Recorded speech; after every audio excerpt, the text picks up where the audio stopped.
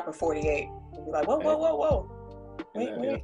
And I typed it, so I don't have to worry about no misreading penmanship. Nah, I feel you. Can't read your own handwriting. I mean, at times, especially when you're in a rush.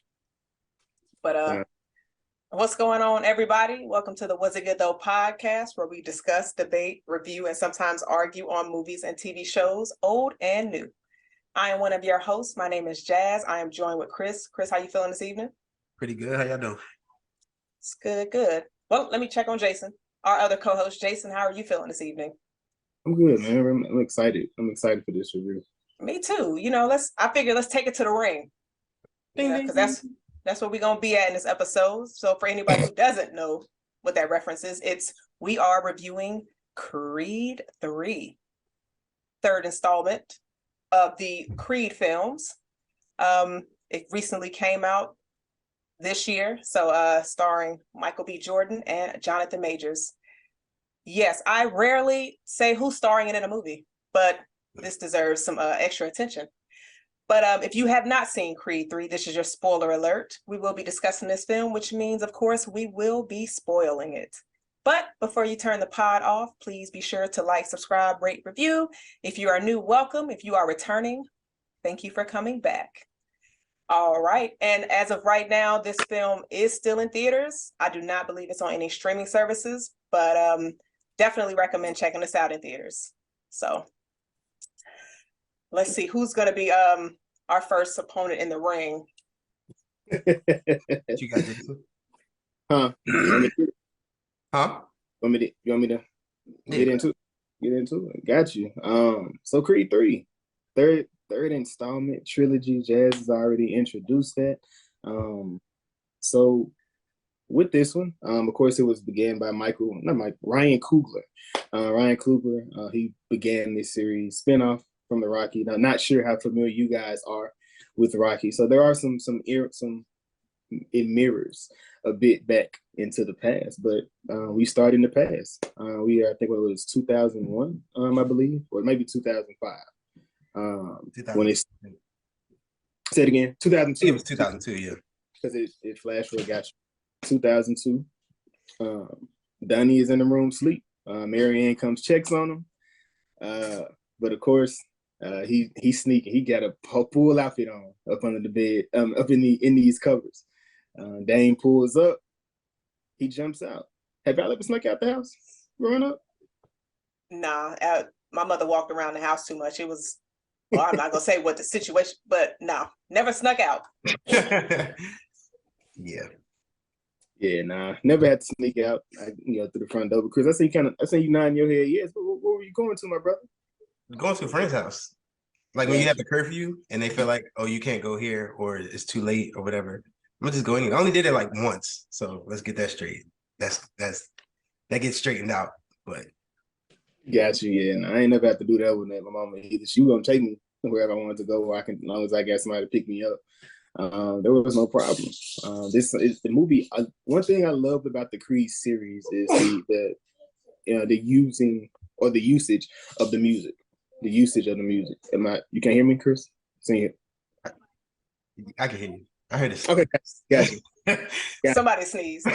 Yeah, I looked at Jazz like twice, like, wait, what? Like, did she breathe? Yeah, no, it's definitely my daughter back here going crazy.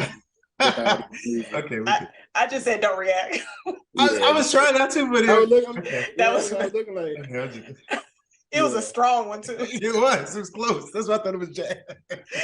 I'm like, JC, okay? Bless you. and look, if I'm sneezing, I look, and I'm like, man, he dying.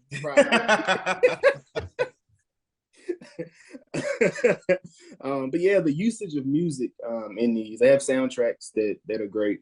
But with this one, it's an interpolation of one of my favorite Jay-Z songs, is The Watchmen.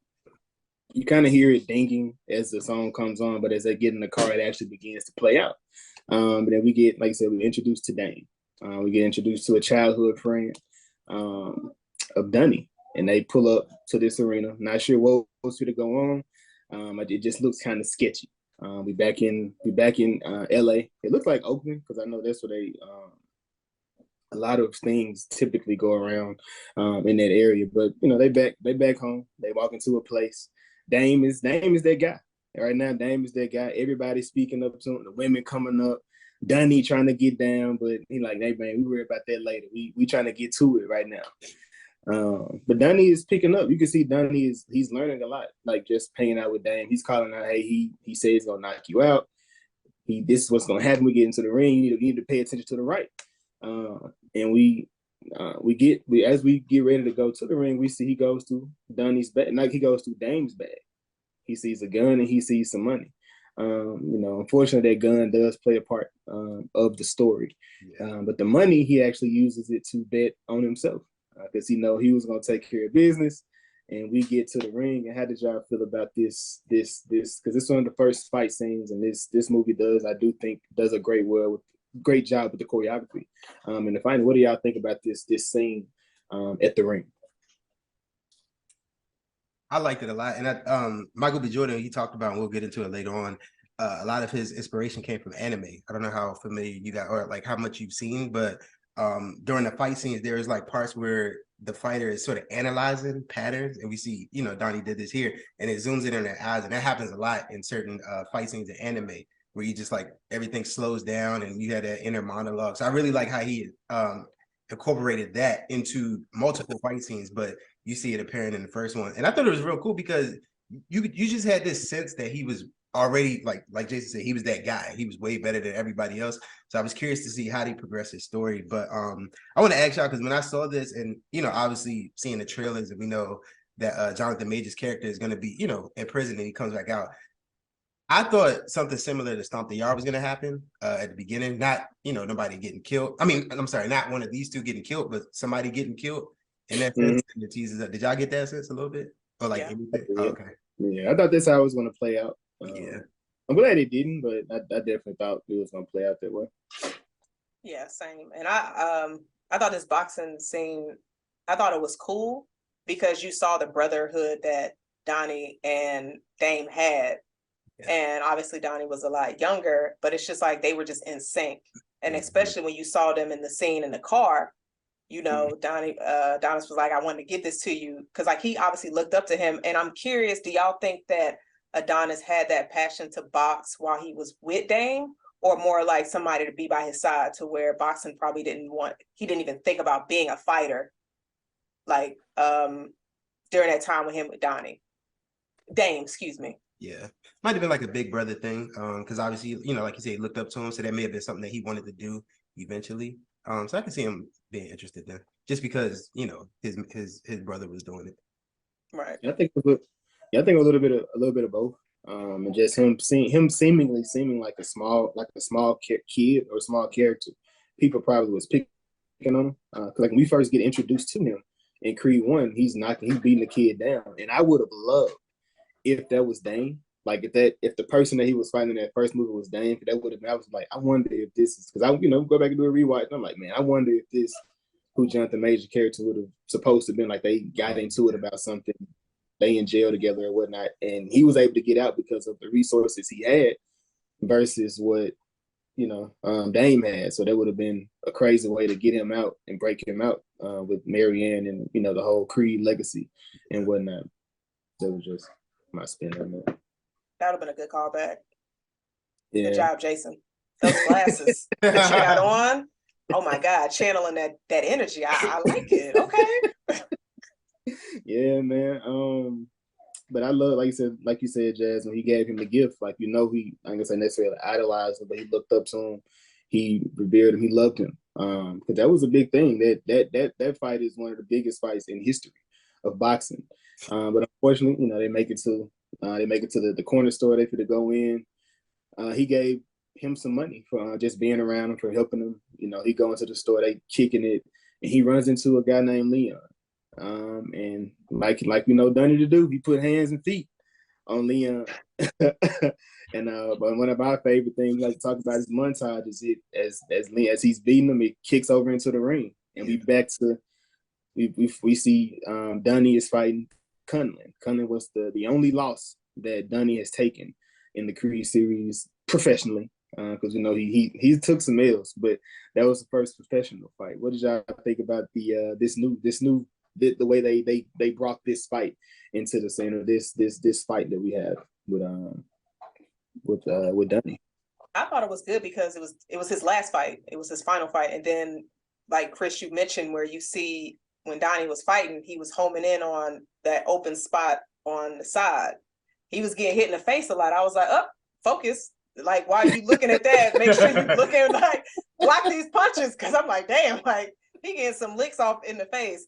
But I thought that was just cool. And he was just like, okay, I know where I'm about to go next. Mm-hmm. And so I thought the boxing scenes in this movie were amazing. Like, Old Bay did a really good job directing this film. Like, I got to give him his. Like, you mean like not no seasoning Old Bay. I said Old Bay. Oh, okay. Okay. You're gonna know the difference as the movie goes on. Yeah, but I thought this fight scene was cool. You like jailhouse niggas, huh? Say what? You like them jailhouse body niggas, Jason? Huh? Hey, look. For anybody watching, y'all see who on my background. Jason, let me finish my part. Let me get there first, too. Right, like, damn, nigga, hold on. Just started the pod. Let's get them in first. But I thought this scene was cool, and then Donnie wasn't even worried about it. Because Duke was like, what's going on? He's like, I got this. And then he did a reference back to Dame's fight. He said, damn, what was it? Checkmate. Checkmate. And Duke was like, checkmate? Duke ain't know what the hell he was talking. He's like, whatever, nigga, just win this fight. And so when Adonis got that shot in, dude just went down, and then it was like fight was over. Man, so I was just like, it was more than the shot. He kind of went crazy on him. I mean, he did, but the one he was homing in on, that nice meat, that side meat. He got him twice in them. Man, look, them body shots. Yeah, them body shots. Joke. Since we're here, Jazz, how did you feel about, Wallace, my long lost cousin, and Barksdale? They together, they've been in this trilogy together. I feel like this is another section that's too early, because I can see Kris talking about, remember Wallace got shot, because he always want to bring up when I wasn't even going there, but I'm glad you said it, because now I know. Look, I'm not trying to hear that. We know Wallace's fate. You know what I'm saying? That was, it was unfortunate. He just should have stayed in the country. Like, why are you going back? Why? Because Jay, who wants to stay in the country? It's like who wants to go back to Woodsboro and go to New York? You know what I'm saying? Like, why would you keep going to these places? Your chances of dying is higher in New York. Way more people. What are you talking about? I've seen 3 movies of death in one place versus I don't know. I don't know. There's no way you're gonna sit up here and tell me Wallace was okay going back to the dead. Like, why? Don't do that. Don't gaslight me. He was stuck, man. He was stuck in it. Hey, man, he wanted that, but we've been watching Snowfall. This just goes into that. He couldn't let go of that crack rock, man. He couldn't let go of that neighborhood. He had to get back. But all right.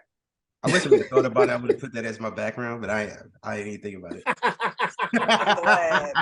I'm glad. Hey, I sure thought about doing like 100 different jumps made. Like, this is the right one now. Wrong movie. This got work. But we flash forward. Present day. Donnie is retired. He's kicking it. He's at the house of baby girl Amara. And I know Jazz has been one of the biggest people talking about representation in movies, and this one is ASL.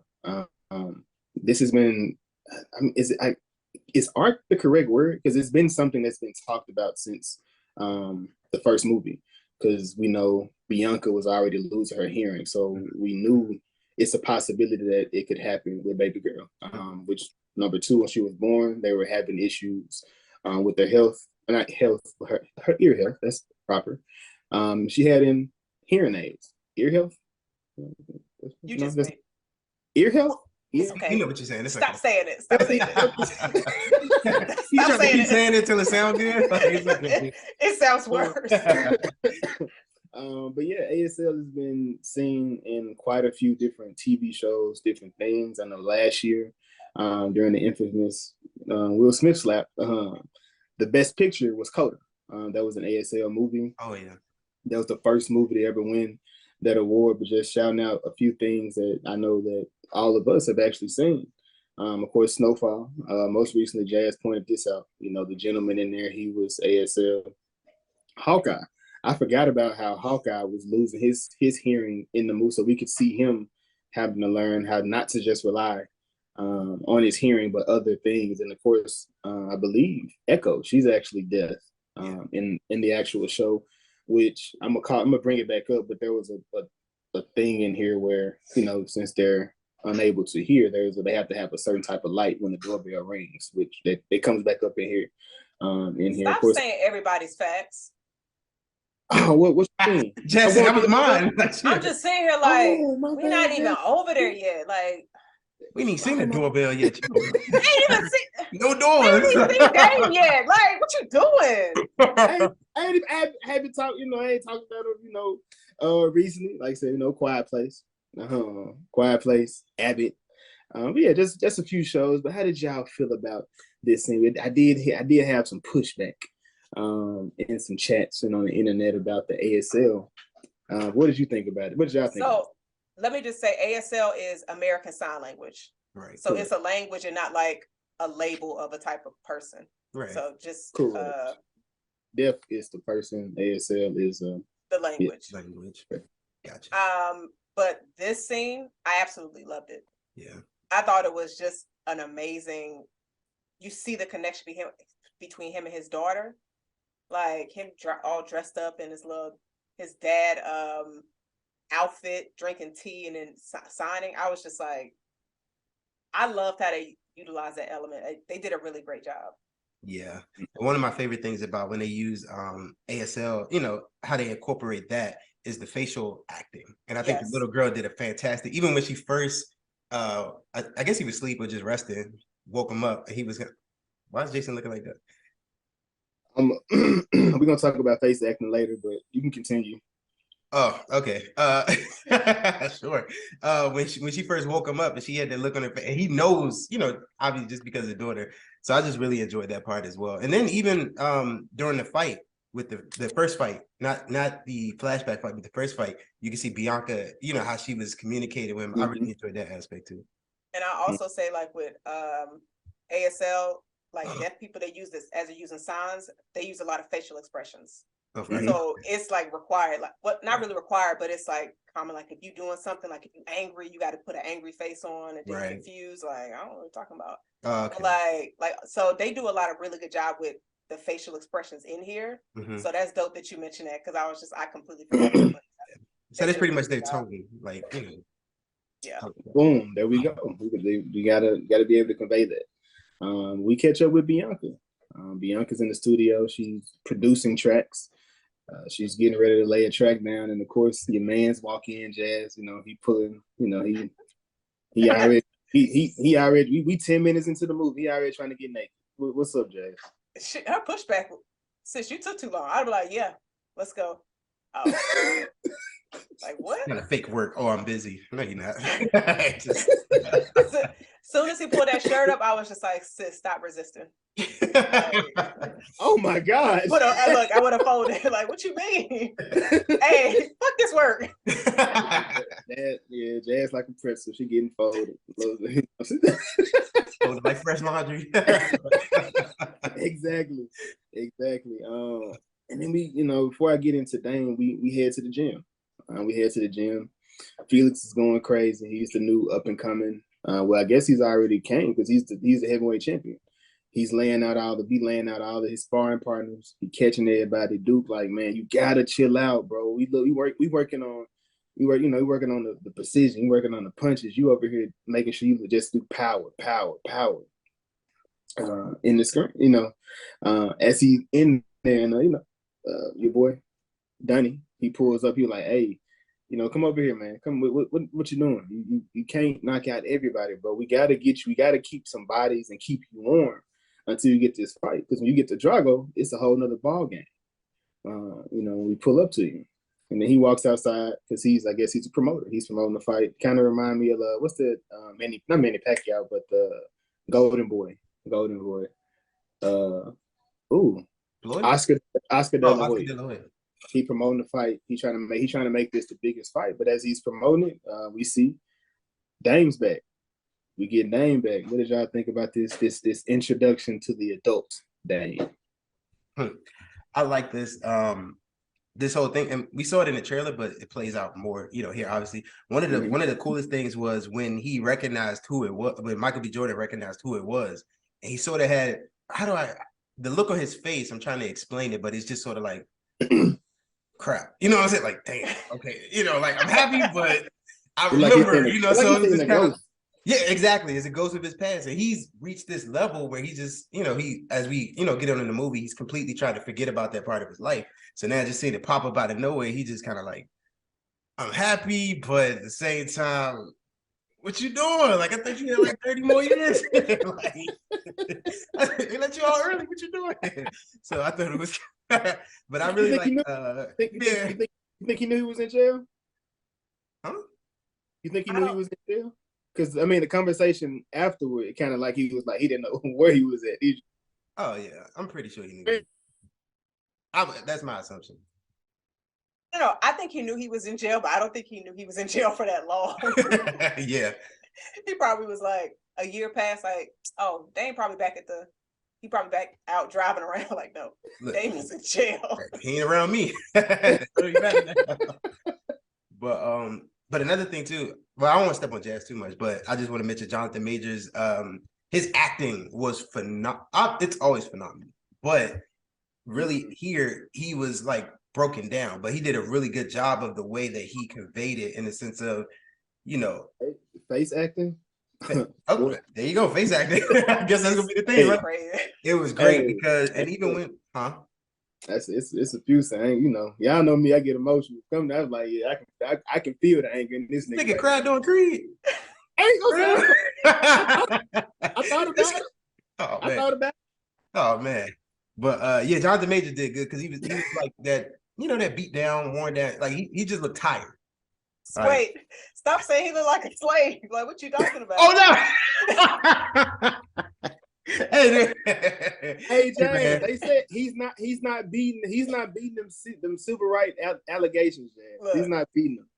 Hey, yeah, the doppelganger. Hey, I'd be like, what plantation is Majors on? Yeah, take me over there. Jazz said, I go there. Not Jazz trying to risk her life. It ain't like that, man. So they so he I guess reluctantly, as he's getting ready to leave out, he offers him to go get him dinner. So they go out to lunch. They sitting down and you see Dame, he going crazy, but he's saucing it up. He getting all the seasonings. He was like, man, you know how long it's been since I had something like this? That's when Donnie started registering in his head, like, oh, I'm going down this path I didn't want to go down. It's been 18 years. I want to add, like, just to bring back what Kris said about the face acting. This scene, like, you could see it so much in Jonathan Majors' face, because when Adonis tried to slide him some money, he looked like it's like his face reacted and then his body start moving to where he ain't really, like, Jonathan Majors, like, he did a great job in this movie, but he was like, I don't need no handout. Like, you can tell his energy before he even speaks. And then Adonis is just in like, oh shit, my bad. He just like, look, I'm still trying to box. It was just, yeah, I can't wait till he's a pirate. Call it. Okay. So Jonathan Majors need to be a pirate, for real. I don't understand this pirate movie. Like, Jazz is like Pirates of the Caribbean. Like, I asked her if she like that and Hook. I think the only 2 pirate movies she's seen. Like, them 4. I said another one. How many is it? It was another one. Jazz writing one. With Jonathan Majors. But yeah, this scene I thought was and did y'all get the sense of like when Dame said he was like, I want to still box, and did you get the sense from Adonis who's just like this, he just seemed like the energy was, I don't know if he fully trusted Dame. Like, he was like, defenses was up a bit, and I'm not sure if that's because he's just like, I don't want him to mess up what I got going on, because I know, well, no, it can't be that, because he always looked up to Dame. So he never really saw Dame in a negative light. I mean, when he, because he, I mean, so it was to an extent, because he was saying he had to let a lot of stuff go. And, you know, he kind of alluded to, you know, the neighborhood as being one of the things he had to let go as well. Right. Which unfortunately Dame fell into the neighborhood part of it. Not that he intentionally tried to forget him, but I mean he did forget him at the same time, because there was no I don't, but he's a kid growing up. I don't know how much or how close he could have got to him, because we didn't hear anything about Dame's family or anything like that in order to see if he was keeping contact. You know, but he asked him, you know, what was the plan? Like what was he, you know, what was he gonna do? He working, and like I said, he offered him money, but he didn't want that. And he said he's still on the same program before he left. He won a title shot, and he was just like, "Oh, for real? Okay." And like I don't know if it was a mess up his life, like mess up what he has going on type of thing. But I guess he was still just filling them out. Like he don't know that's 18 years. That's a new person, totally different person. Yeah. After that long, and he still in that situation still offered to help. He was like, you know what, just come to the gym. I'm gonna hook you up with Duke, and we can go from there. Mm-hmm. Yeah, it was mentioned later on by Jonathan Majors. He pretty much said, you know, you have all of this, and I was robbed of it. So he had that sense of guilt in himself because he knows the situation. And, you know, like you said, he didn't realize, you know, maybe how long he was down for, but he still got in the back of his mind, you know, this really could have been him. You know, he maybe in a sense, I robbed this from him, so he owes it to him, which could be it was to his detriment, but that's the sense I got. Right, because I got that, and then I was just like, I wonder if he's like really cautious of what Dame is capable of. Yeah, but I wasn't exactly sure when I first had my watch. I was just like, if somebody get out of jail, depending on what they went for, you probably be apprehensive. Like, you know, you're gonna hold on, let me and make sure everything is, you know. I don't know how much he checked into him, you know, unfortunately, but he, you know, he kind of, you know, paused. Let me put you in arm's reach, arm's length of the situation so I can watch you. You know, but he unfortunately, you know, this what made Dunny late to go home. He goes home. We have Miss Ann. She's fixing up Amara's hair on the ground, and then of course they, you know, more sign is going on between them. She, you know, just telling her she's the best at it, and we found out that she had a stroke. How did this? Because I enjoy. Dang, I can't even think of her name right now. Felicia Rashad. Felicia Rashad. I enjoy her character. I don't know if this right here really hit for me. So how was this for you guys? Like the emotional connection for her? How did that go for y'all? Yeah, when you know, I feel like I don't know what it is. Maybe I've been watching a lot of movies where, well, Black Panther is another one that probably got the first thing I thought of. But as soon as they mentioned stroke, my mind immediately went to she is probably going to come back up again. So when I heard that, I was kind of like, dang. But then at that point, I just enjoyed the family dynamic between all of them, especially Amara. I really liked her. I really liked her a lot. I really liked her. She was really cool. But yeah, that was my first thought. I was just like, okay. Yeah, mine too. I definitely was just like, okay, this is foreshadowing, because they're just like, oh, you should come live with us. Adonis was like, why are you drinking that glass of wine? He's just like, nah, you don't need to be doing that. But I was just like, let's not go down this dark road. But you just don't have characters mentioning strokes right in movies like that. So yeah, I mean, it happens. You know, Rocky lost his wife. And you know, and that was a big. Everybody know you Adrian. Everybody know that big. I'm just saying, hey, that's a big thing. So, you know, and that was that's what he kept doing in the movies when he was there. He kept going to visit Adrian and his trainer. Those are two people that he was closest to outside of Apollo. And then we go to the gym. We get to the gym. Dame's in the gym. He working out, and he looks crazy. Like every time, like when he has to have the be one of the most unorthodox fighters I've ever seen. I don't know if he fight like that for real or they told him to do that. Or what it was, but he just swinging one, like he was like a one trick pony, I guess, because he was just doing one thing for the most part, but he had good defense. So like once his defense after he can defend himself, he can but if you could counter it, then you good. You know who he remind me of? Y'all play Street Fighter, right? Y'all know Balrog? Yeah, the boxer. Boxer. He remind me of him for some reason. He gave me Mike Tyson vibes. Like that's why I kept looking at him like Mike Tyson when he like his whole persona came out like super rough, rugged. Like I'm going through. I'm gonna go through you. Yeah. When I excuse me. And then Duke, he said it's not a charity show. You don't owe him nothing.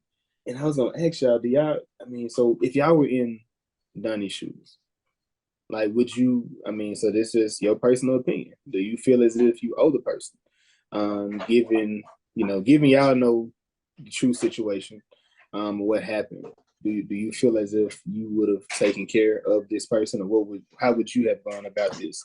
You don't know nothing about him, so it's not a situation like family asking for things. It's just a person. The only thing they really ask for is to fight. My situation, I feel like I would have felt guilty because he pretty much took the fall for him. Like I would have felt guilty. Not to say I would have just straight up. Did he take the fall for you? You didn't bring the gun to the situation. Well, it was the whole situation was caused by Michael B. Jordan because he beat up Leon just out the blue. So he would, not just, well, we didn't really go, I don't know if I'm getting ahead of myself. We didn't really deep dive into Leon that much. Like they didn't. That was a part I feel like they could have did a better job on. Yeah. For that right now. But yeah, they but in that sense, I get why he felt that way, and just to give him a shot. So yeah, I agree, because that's a tough situation. But you also have to have in the back of your mind, this is somebody who I haven't seen in 18 years. So like, I'm gonna try to help you, but I can't ruffle no feathers that I put together over here to try to help you. Does that make sense? That sounds kind of selfish. But it's I meant to try to look it up to research, see if that's ever happened before. Like somebody just comes in and they get this opportunity, that type of opportunity, because that's kind of crazy, Yeah. It's not like it was like this is football, but then it's not like Kurt Warner, right? Kurt Warner went to college, he played in these different leagues, but when he got put into the NFL and he went to the Super Bowl, dude was working at like Kroger or like a Schnucks store. He was just bagging groceries, and he got a chance to go to the NFL. He had already been doing it, but Dunny had been down for 18 years. So no background, no professional background. Even with Creed, even with Dunny had a background. He was fighting. It just wasn't on the professional level when he was doing it. So he had some kind of history in it that they could use to move it over. So that would have been a tough situation, especially like I said, somebody you grew up with, somebody you looked up to, admired, to tell them no, given, like I said, the circumstance. It was something you kind of caused. They went about it their own way. But yeah, that's how that situation went. But I don't know. It would have been either way. I feel like Dame would have felt jaded in that situation, just given what he was dealt out that situation. And from one fight to another, we see Amara. Amara's at school getting picked on for whatever reason. But she can handle it. She's innocent. She did nothing wrong. I agree. From what I saw, that looked like self-defense to me. It possibly could be self-defense, but this is the plot for Michael B. character in the movie, learning to assess feelings. So what is y'all? So with this, we have the scene with them speaking with the teacher, and I guess it was disrespectful for them to begin signing and Dunny's character to start talking. And they was like, you gotta stop everybody signing, and he apologizes and they continue to sign. and then we're on two sides of the spectrum here. So Donnie wants to teach her how to fight. Bianca wants her to learn how to assess her feelings, which I feel like it's a little bit of both can be used. But where y'all at in this scene? I think just meeting in the middle. She definitely needs to know how to defend herself, but also don't let that be your number one go-to.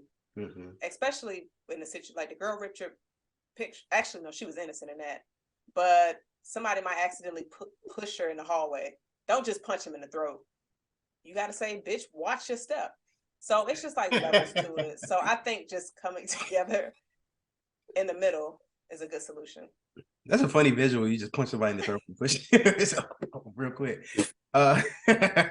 No, I like that. And I think it came up later on in the final fight as well, balancing the feelings of how he was going. So I really like this arc or storyline, the way they played out as well. But during this, we see Michael B is technically running. He's not trying to have a conversation with Bianca. And as this is going on, he walks out the room. He goes to a different one, but then, like I said, Jazz, the doorbell rings, and we can see it. And Dame comes in, and he was like, "Man, I'm looking for the black neighbors, the black neighborhood." We see we see Amara through the see-through floors. He calls it out. Yeah, like I said, the house super nice. I know Dame all of this is just probably really fueling him. Like he's just looking like, man, I'm all this like, well, look what I'm doing. Would y'all have welcomed him into your home that quick? No, especially I got a kid. No, sorry. I'd probably be. I would probably be cautious in that situation. I'm a fighter too, just like Donnie. Like him. So I probably could defend myself, but I probably have somebody, some kind of security or something around. Right.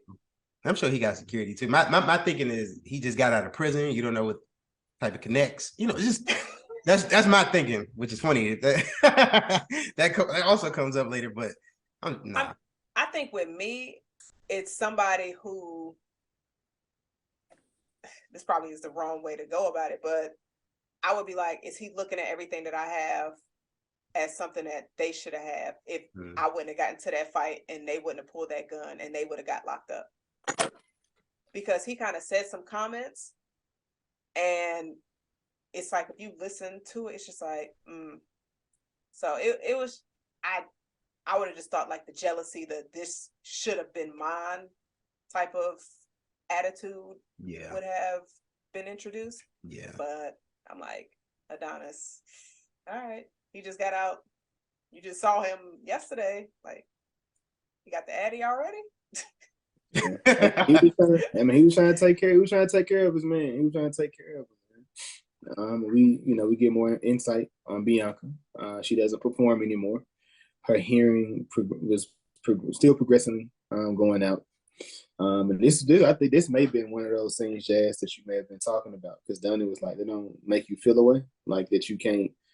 And he said, yeah, you're not gonna tell me it's not bullshit, right? Like, but you can tell. Like I said, in that you can kind of but if you listen to it, it kind of sounds innocent, but at the same time, you have to be on your P's and Q's in those situations. Right. So, for context, I think we were having a conversation, and Kris, when you were looking at this scene, when you were seeing the conversation between Dame and Bianca, when he was just like, how do you feel about giving up the dream and all of that? And it's just like he did that twice. Actually, every time they had a conversation together, he did that. And so I was like, the energy that I was getting, I was like, what you trying to do? Like, you trying to come between them, a divide? It's like some dirty man first, I got that at first, but I despise dirty man. So if he was dirty man, I was like, you got to kill him. Kill him in the ring. just go to death. Okay. Yeah. But it just seemed like he was trying to be very malicious. Yeah. But it didn't really turn out that way. But like on my first watch, I was just like, what you trying to do? Yeah. I got that too.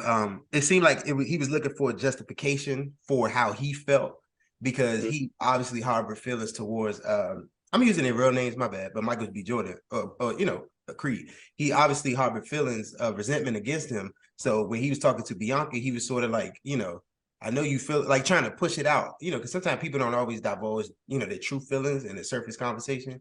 So that's what I got from him. He trying to be like, yeah, this is how I feel. I know you feel this way for real. So, you know, meet me in the middle, basically. I got that too. Yeah. And then Michael B just sitting there like, she good. And then it's just like Bianca's like, well, I'm not. And he's like, oh shit. Yeah. Yeah. And you know, Dame started telling them, you know, telling their history to a certain extent. It's like he told enough, but not enough. You know, he told enough to make her wonder, not enough to give her the full thing. He was like, you know, you got to get the rest of that from Dunny. He, you know, whenever he did it like 2 or 3 different times. So you know, he said, you know, he was telling about the bed bugs. He was like, yeah, I'm trying to forget him. He was like, yeah, I never forget them. I never forget them bed bugs. It's just those different comments that he said, and I'm just like, Donnie. Ain't no way, man. Yeah, he wasn't on point. He wasn't on point at all. You know, they go into the house. They go back in the house. Bianca, you know, just let the boys catch up. You know, he walking around. He told him, you know, I can't believe you traded in your gloves for a monkey suit. And he was like, I mean, you kind of act like I got soft. Like, what's up? Like, he was like, no, I'm just saying. You know, saying he started bigging up Felix. Saying how you gonna make this a big fight. And he was like, he got the hard way. He earned it. He was like, 18 years is a hard way too. You know, like that either way, it's hard. And he was like, you know, I was good, bro. I was good. I just never got my chance to prove it.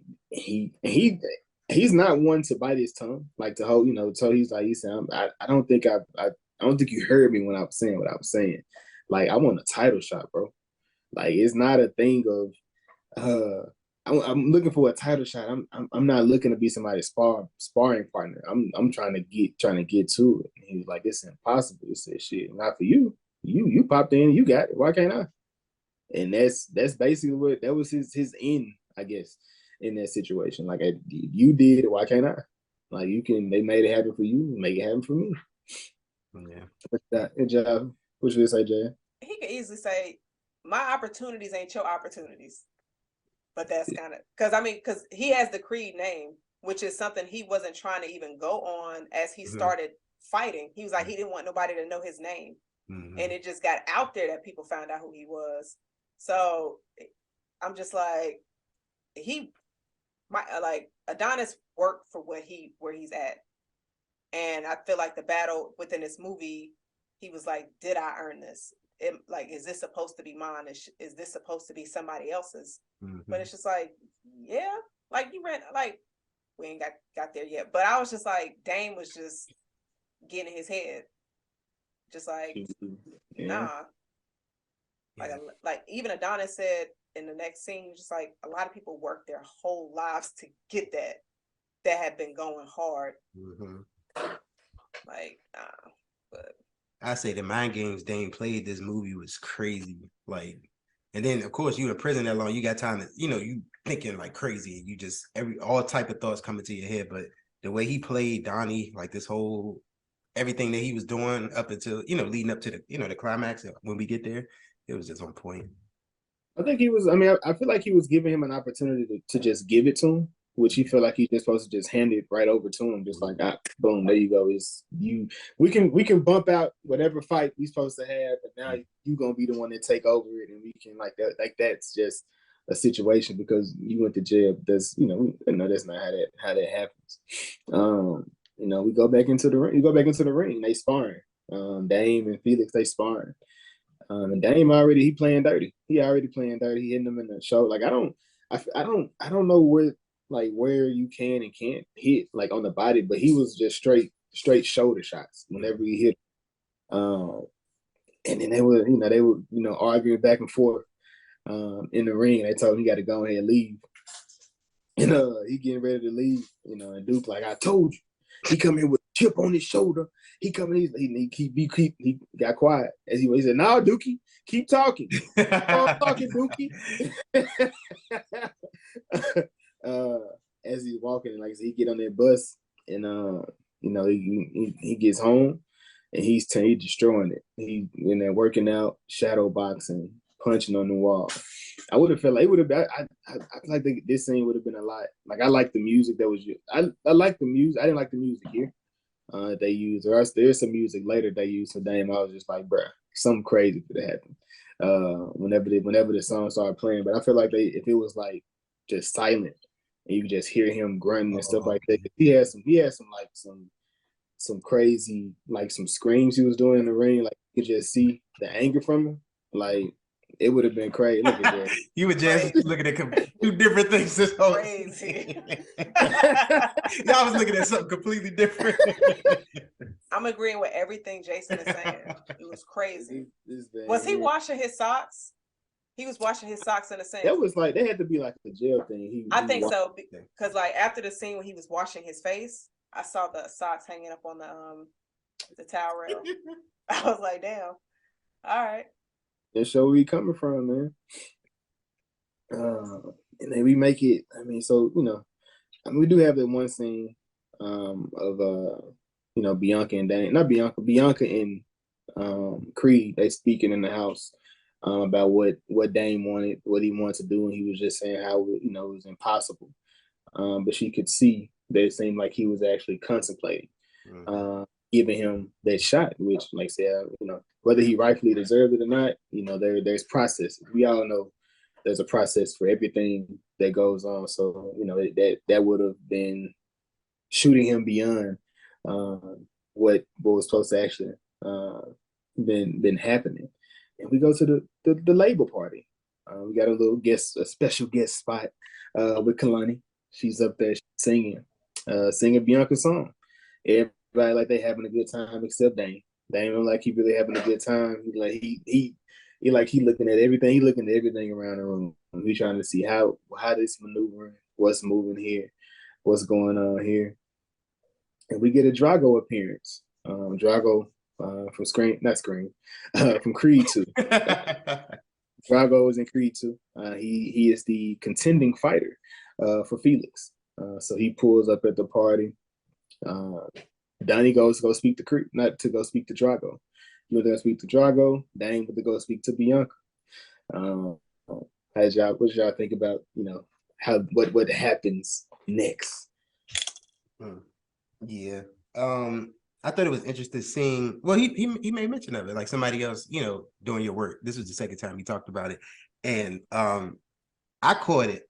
Did you guys catch when Jonathan Majors was talking to the guy and he turned around? I didn't see it. Two guys. Yeah, I didn't see it till my rewatch. Okay, I caught it in the theater the first time. Yeah. I was like, so.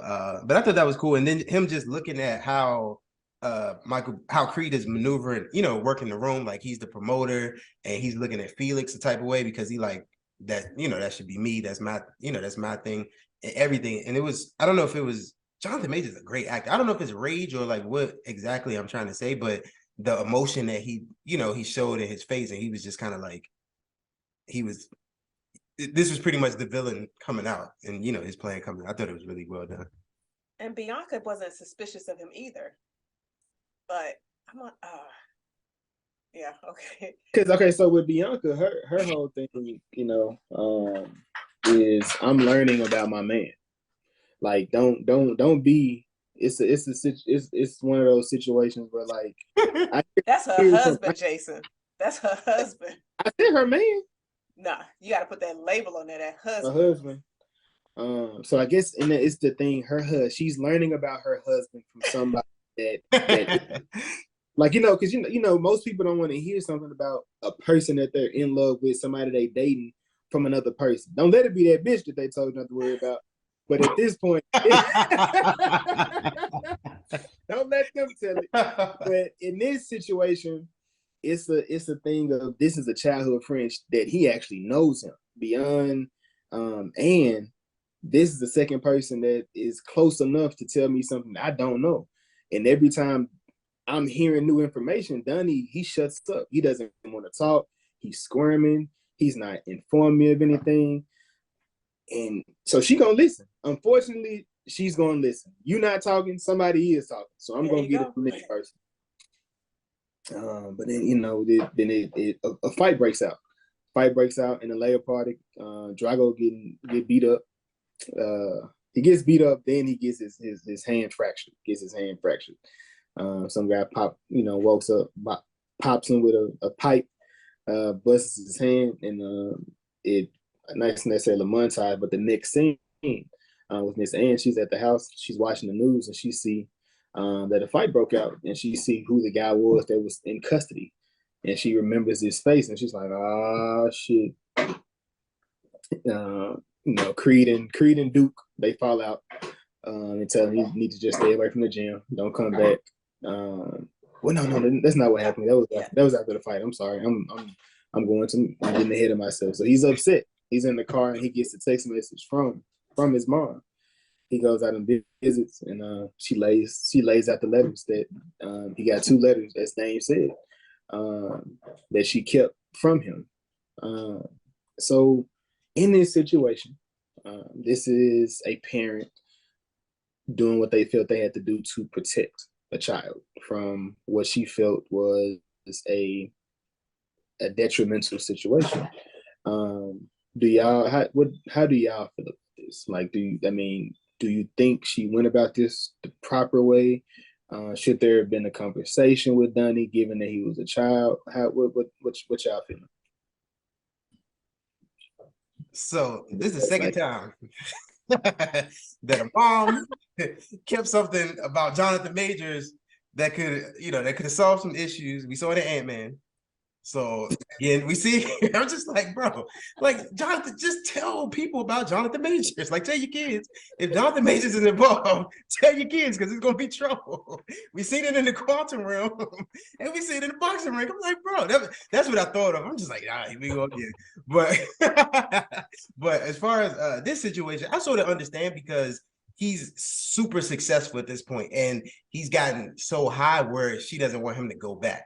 And it's tough, I can't speak as a parent, but it's tough when you're trying to cover your kids, especially, in normal everyday situations. But when this dude is like the top boxer in the world, everything like that, it's even more you trying to protect him. So I understand it, but like, bro, if Jonathan Majors is involved, just tell your kids. Just you got to. So I think maybe when he got older, she could have just been like, I need to show you something, and had that conversation. Not that Dame would have been in the back of her mind, like, all right, so Adonis just turned 18. Oh, here goes some letters. But I definitely think if he would have gotten older and she had a conversation with him to where he was more comfortable, wasn't on a bad road of what she thought would have been there for him if Dame was still in his life. But because I think hiding stuff from your kids, it's not a really good situation. Because then once they find out, then it's like, what you gonna say? Yeah. So it's just that trust. But them letters keep coming up. It's only a secret until they come out. So all he had to do was listen to the open his DMs. Okay. Besides you being there, what else was he gonna find? I don't know if Dame was sending him. Can we play Truth to Truth right quick? just a side. I'll start to make it comfortable. You ever DM'd a celebrity? Like, for real? I'm not saying no names, Jazz. So I was actually I was having this conversation with somebody. They was like, you don't DM? I'm like, for what? I said it's a little bit different from men to women. I said these rappers, they probably these celebrity men are probably comment to, celebrity woman, the woman of and the regular woman, we consider regular. But me, Beyonce not gonna respond to me. Ashanti not gonna respond to me. You know what I'm saying? Like, not gonna respond to me. I comment on their picture, hopefully they like it. I gotta go to the small scale. Small scale. She's the bubbling artist. She still coming back. DMs, I can't say. She comment on her pictures. That's why Jason. That's why his. I get the music takes now, Jason. Them AMP codes and stuff. I get it. I see the play. Jason, that's his play. He slide the DM. Yo, check out my show. I might have something for you. Play an up and coming artist. Okay, I see you.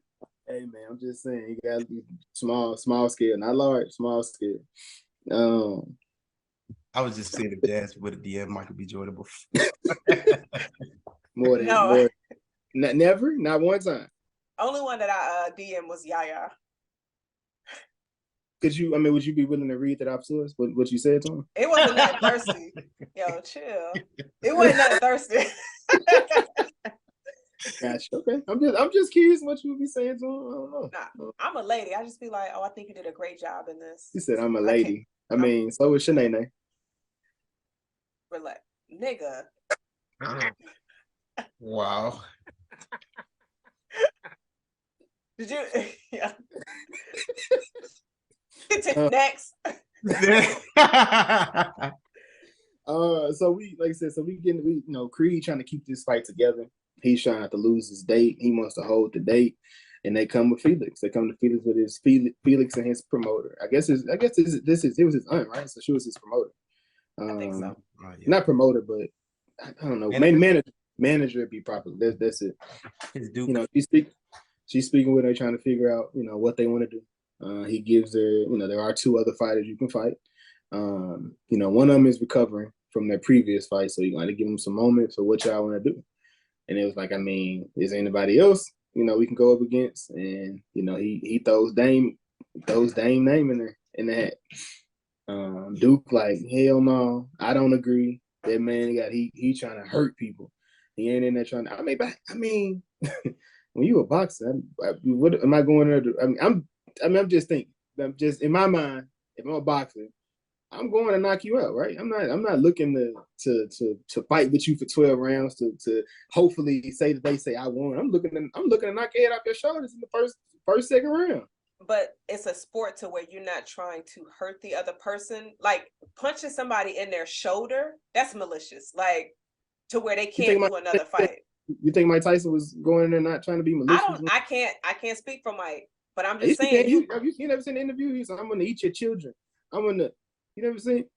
Like he said, like he said some more stuff. I can't say on here though. He was going in.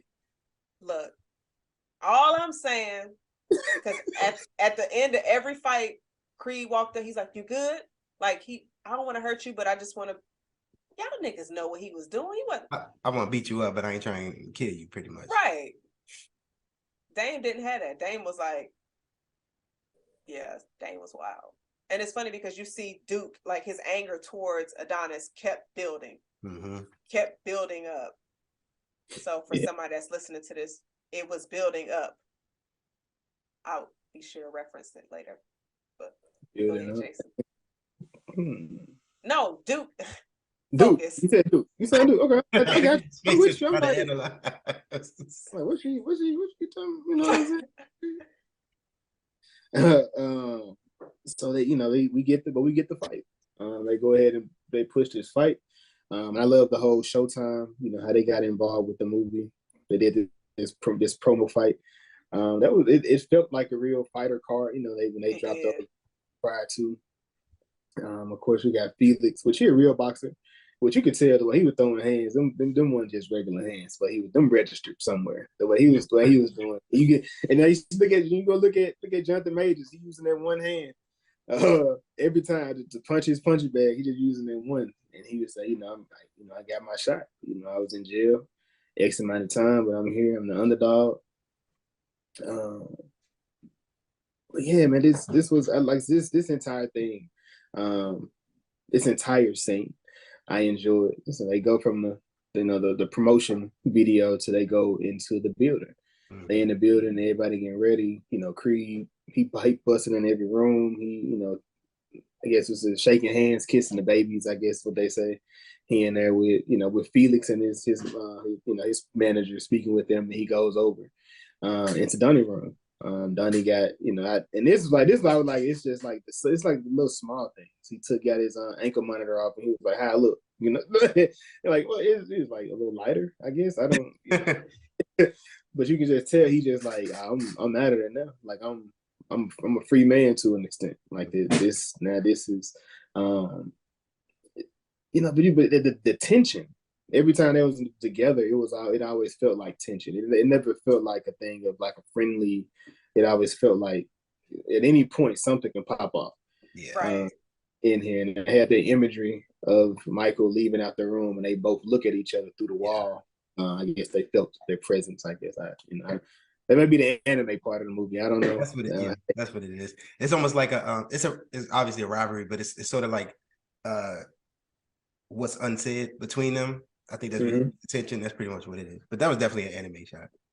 Yeah, it felt anime like. But dang, he went to the ring, man. He got grinding on my life. Nipsey playing, R.I.P. Nipsey, and you could just like I said, the walk that he was doing felt like everything he did. It came with like an intensity or maybe a tenacity or something. Like the way he would just look like he was just mad. Like I'm gonna punch a hole through the wall, and that's why I said it kind of reminded me of Mike Tyson, because I was watching one of his interviews and he was saying when he fought, he was scared every fight. He said every fight I got into, I was scared. Like it never, and the reason I punched so hard because I was trying to kill the person, but he was saying I was trying to fight for my life. So that's why I moved the way I did, or the way I interacted the way I did, because it just felt like I'm back home and somebody trying to take my life. So that's why I had punch in that type of, but that's everything. Like anything you look at Jonathan's face, it was stale. It was never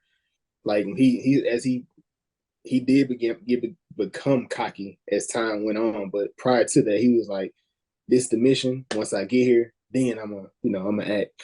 And then, we got Felix, the completely different. Felix come out, he got a mask on, he got the performance, the theater, he got people blowing smoke, music going crazy. He hop in the ring. Crazy, like crazy in it, and we got the first round of this fight. How y'all feeling about this fight? What y'all think is about to happen? So when I went, the person I went with, they was like, "You think Felix going win?" And I said, "Nope." I said, "Ain't no way." I said, "He done." But I really like the fights. The fights are always good, but I enjoyed the fights in this movie way more. So Michael B. Jordan did a fantastic job directing the fights, and whatever how he did everything, it was really cool. But I like the difference in the styles, and Jason talked about it too. Jonathan Majors was just angry the whole time, but he also had that, he still is. I guess for him, it's like riding a bike because he was so good when he was younger, and then of course I'm sure he did something in prison, so he's just like, all right, I'm not a pro, but I still know what I'm doing. So I really like how they was just going back and forth, and then you could see him. Well, we on the first round, but I just like that part. No, I was gonna say in between rounds when he was, sitting in the corner, and he was. I'm trying to remember if he had a previous injury. So you talking about Felix or? Yeah. Nah, he put the injury. Okay, I'm thinking of Creed. Okay, right. But he just had the facial acting again. The way he was looking, he was analyzing everything. Like, okay, I know what I need to do next. Okay, so I thought that was hard. Yeah, and then Felix got a good hit on Dame, and then when they went to the side, so I don't really watch boxing movies like that, and I know this is weird, but two people beating each other with it's not for me. That's not. However, I know. Yeah, and strung up blade is her method of watching. Yep, what he said. But when he took the mouth guard out and his tooth came out, I said, "Oh my goodness!" And then he just put it back up in there. And he was like, "Come on, champ! Come on, champ!" And he just spit it out, like just being so close, and it was so graphic. I said, "Damn!" Woo! Yeah, this fight was wild. And then, like, as he was punching him, he fucked Felix up. Let's see that round two. That's when like that horror music started playing. Like you can hear the music playing. It was like, it's for to take a turn for the darkness now. And he was just going crazy. And then I think Creed caught him when he hit him with the elbow. He was like, whoa, whoa, whoa. Because prior to that, when he was beating him up, he kicked him like in the middle of the fight. And the referee wasn't calling nothing. Yeah, referee was, I don't know what he was looking at. Did y'all see this at IMAX? Either one of y'all? Nah, I didn't. I don't remember. Oh, okay. I was curious to see how you thought about it in IMAX because it was real dope, regular. So yeah, it wasn't 3D. I heard. But didn't they say it was good in 3D? I don't know. I think so. I think I saw that in a Discord. Somebody said it was good in 3D. Oh, okay. Yeah, but yeah, round 3, Felix didn't stand a chance. He was laying him out. He boom, boom, boom, boom. He got him against the ropes, knocking him. And he knocks him out. And he falls out, and Creed runs into the ring to make sure he's good. It's like, bro, I understand where he come from. He want to make sure his fighter good and whatnot. But it's like, bro, it is a fight. Like, you know what I'm saying? It's a chance it'll happen. You know what I'm saying? But you can look at Jonathan Majors. You know, he got both titles on. I'm good, bro. I won, bro. We won, bro. And then Creed, he looking like,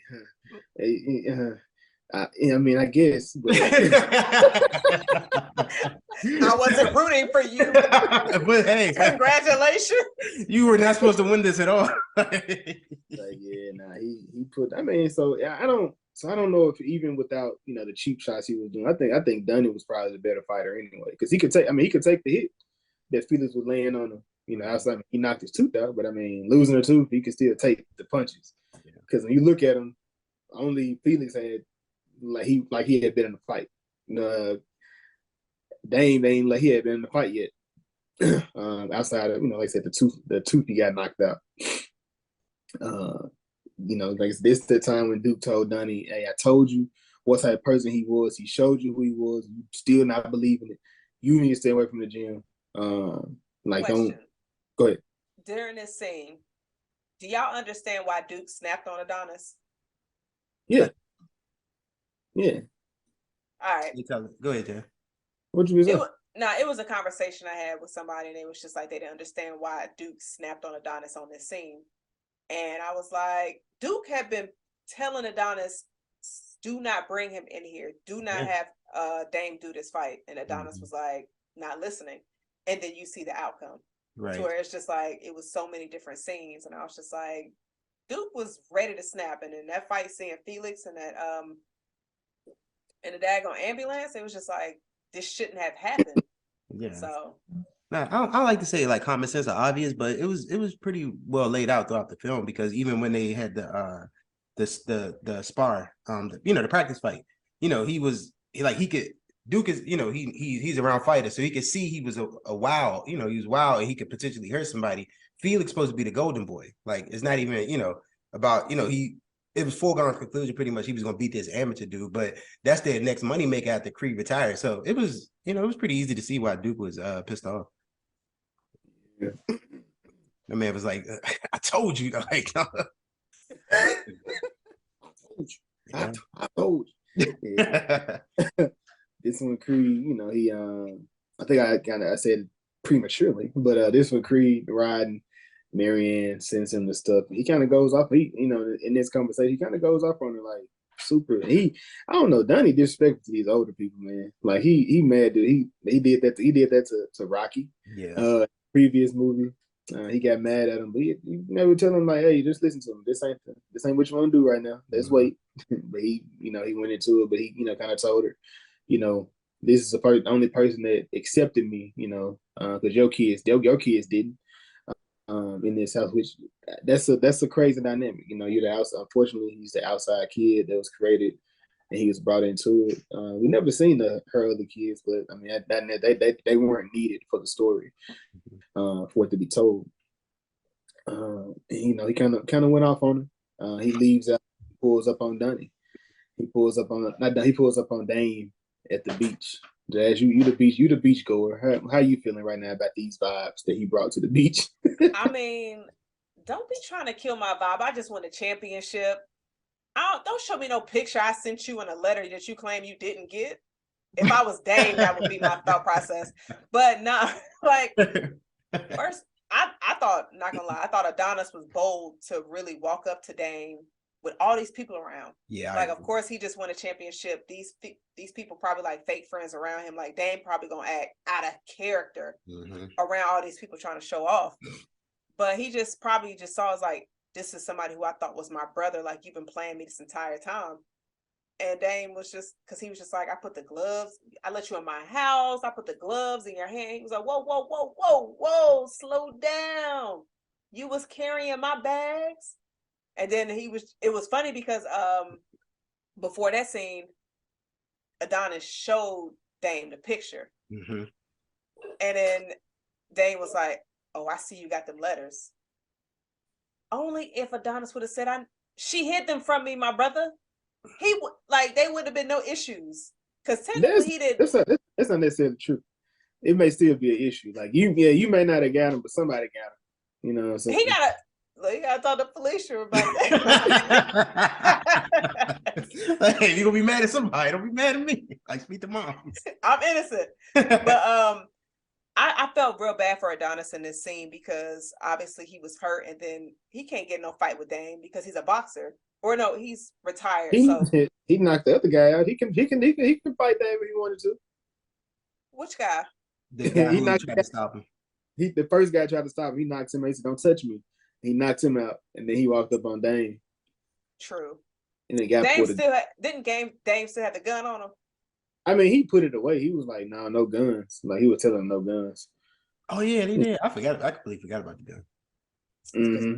Bringing a gun to the beach. Now sand all in the clip. Come on. Hey man, it's rough. It's rough out here. And as I was talking, he was like, he told him, you turned your back on me. You know what I'm saying? And as he started walking away, he said, it's not the first time. You've been turned your back on me, baby Creed. And he don't, that baby Creed that's been a trigger since like the first one. When somebody, because he got into a fight at Bianca's concert. When the guy called baby Creed. So yeah, he that's a trigger.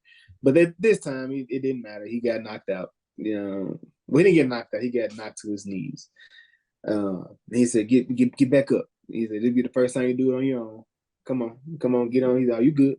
He jumped the hey, dude. He killed it, bro. Dang was his. Oh, you good? You good? Yeah, you good? You be all right. His mannerisms, his facial expression, like. And he told him aloha. Like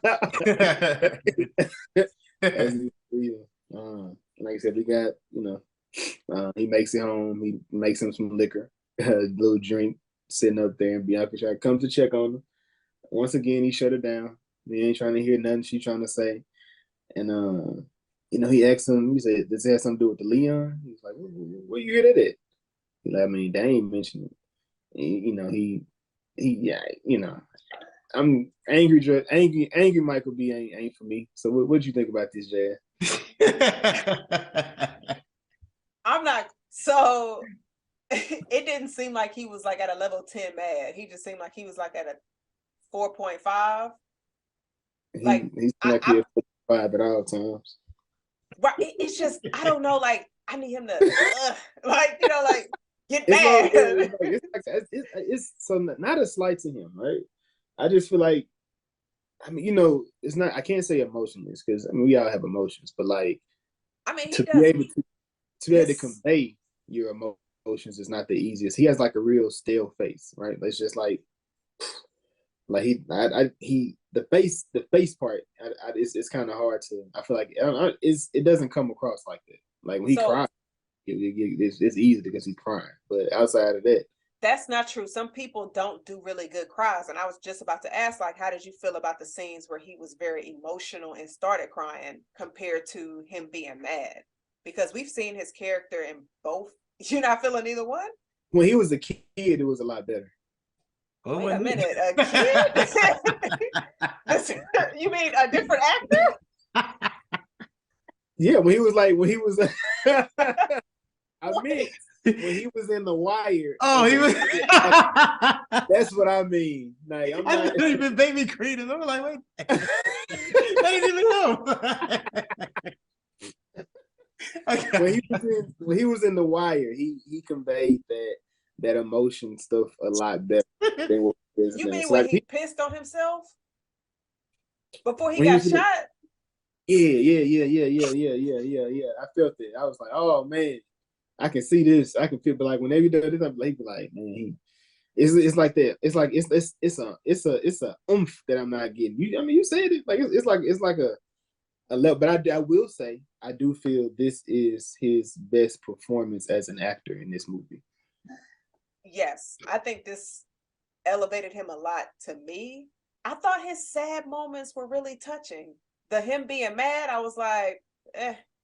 Like if he was a bust in the bedroom, like Jazz, and to just do that scene, I'd be like, are you mad or just need to blow off some steam? Like it's not giving aggressive, I'm gonna choke you out until you pass out. It's like I'm gonna smack your foot.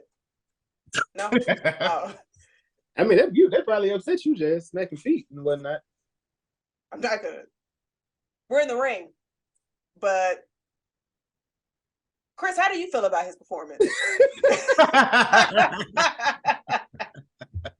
Nah, it was cool. I think he did a better job. Well, we're not even there yet. I think he did a better job later on. With his mom. Is it still in this movie? Okay. It's still in this movie. Yeah, I think he did a better job after that. But I mean, it was cool. I think the whole conversation with Bianca, she's trying to get it out of him, and he was, really upset. I think Jason made mention of that in Black Panther too. Our Black Panther review. I feel like he said something to the effect Michael B. Jordan's something like he doesn't really feel it. So he's brought this up before. So at least it's a thing, I mean, because it's just like this. It's a that's missing in there, and I mean, he may not be able to get that. And I mean, not saying he's not a bad actor. Like he can do the like a James Bond type thing, because you don't need much emotion. You just have to be able to do the action part of that, do the the whatnot. But it's just to convey how you feel like in the screen. It's not. It's but in a movie where you see Jonathan Majors do it so well, it's night and day between them, and it's not fair to him. And it's Jonathan just a different beast when it comes to that conveying, because his non-speaking roles, like people say, Jonathan, he only spoke like 20 words in the movie. Like if this was just Jonathan Majors just showing how he felt, like you would understand, like just looking at him, because every time he sat in that corner. Whatever whatever he did with his lips, the whole thing, his show, like you felt it. Like you look at Jazz. I agree with you. I felt it too. I am agreeing with you. Yeah, I bet. We finally get the rest of the scene of what happened in that situation with Leon. He pulls the gun out on Lee. Donnie has beat up Leon. Leon's buddies has pulled up. Now they beating up Donnie. He pulls the gun. And then, as this happening, we get a phone call.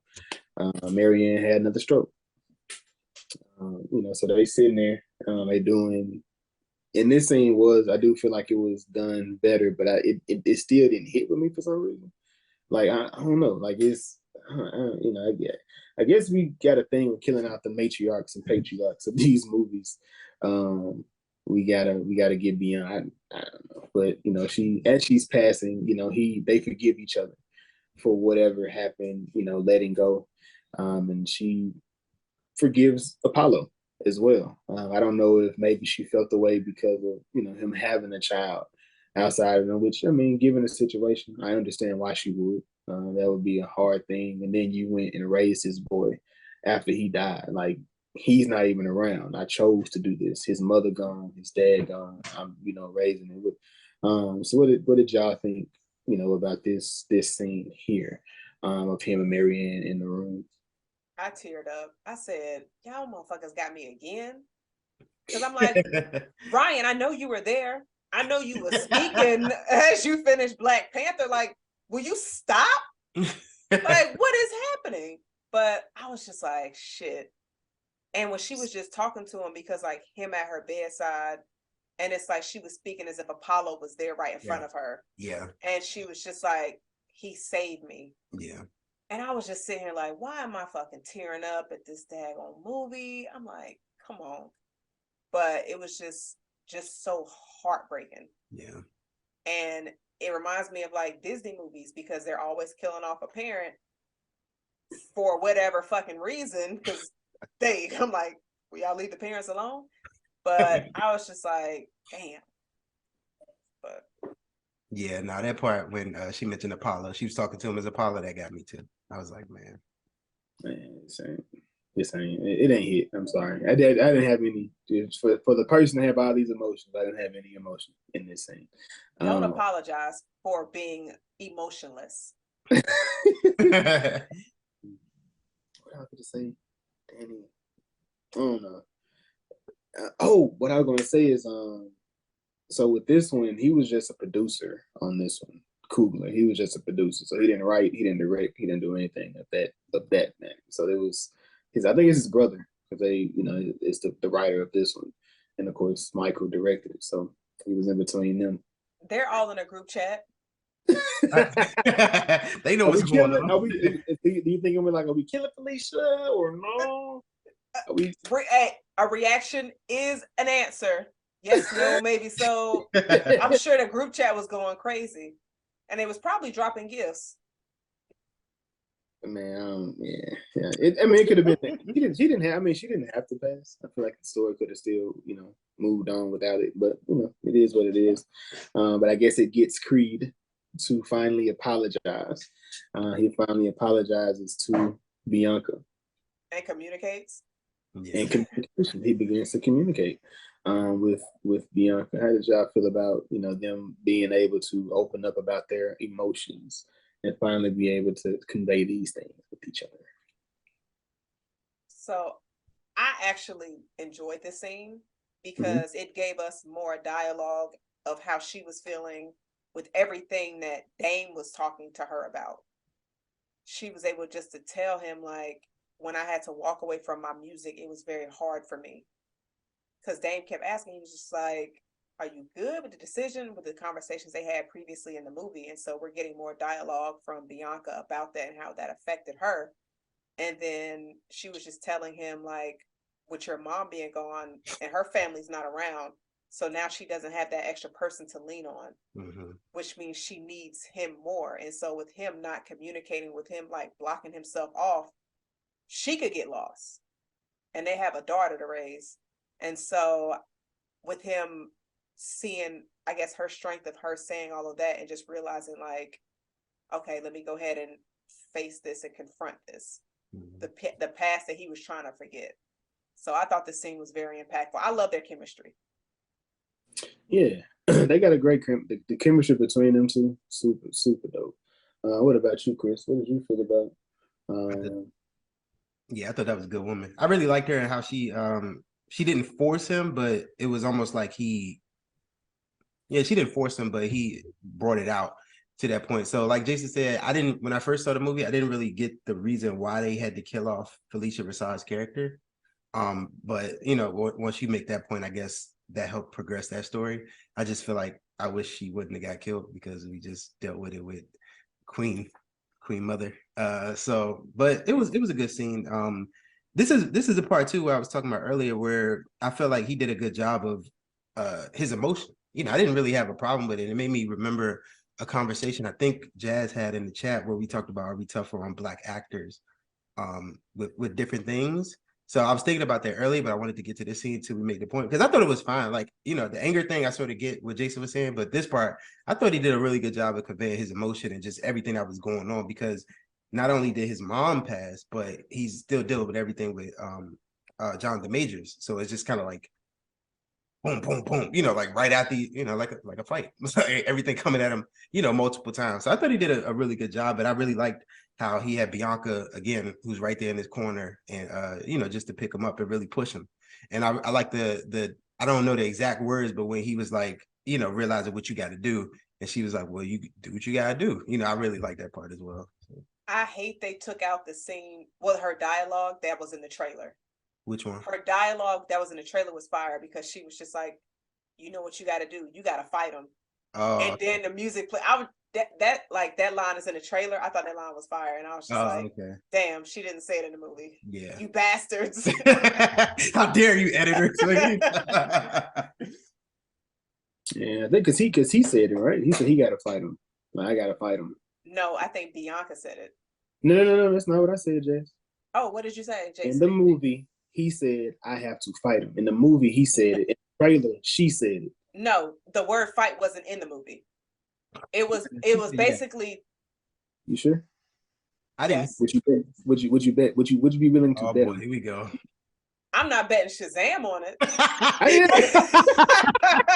So that would be perfect. Like it's fresh movie. Like, because he said, you know, only thing you gotta do is I'm gonna have to fight him.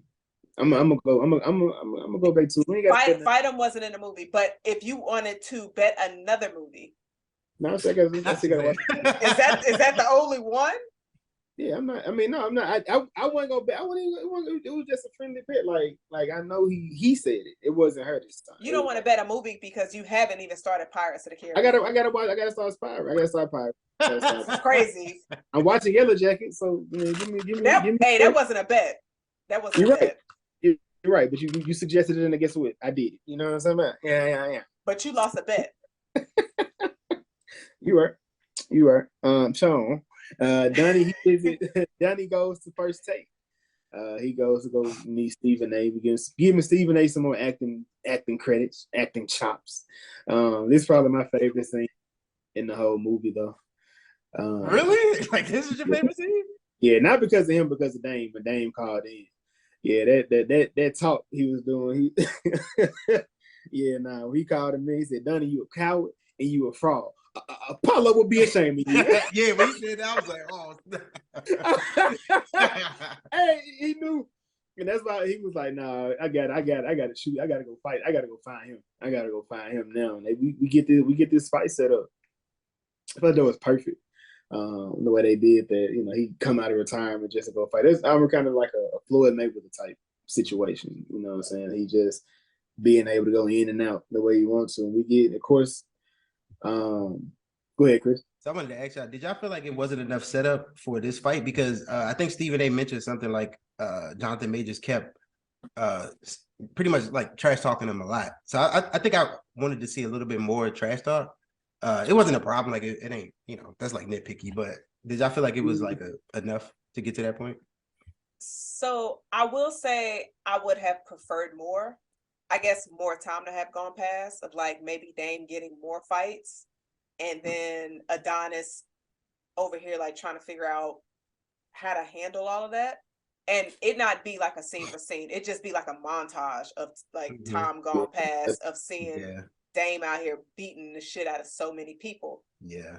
And then Adonis finally doing the whole coming out of retirement. I think that would have been cool. And the movie was about a little over 2 hours. So an extra 15 minutes, 7 minutes of montage.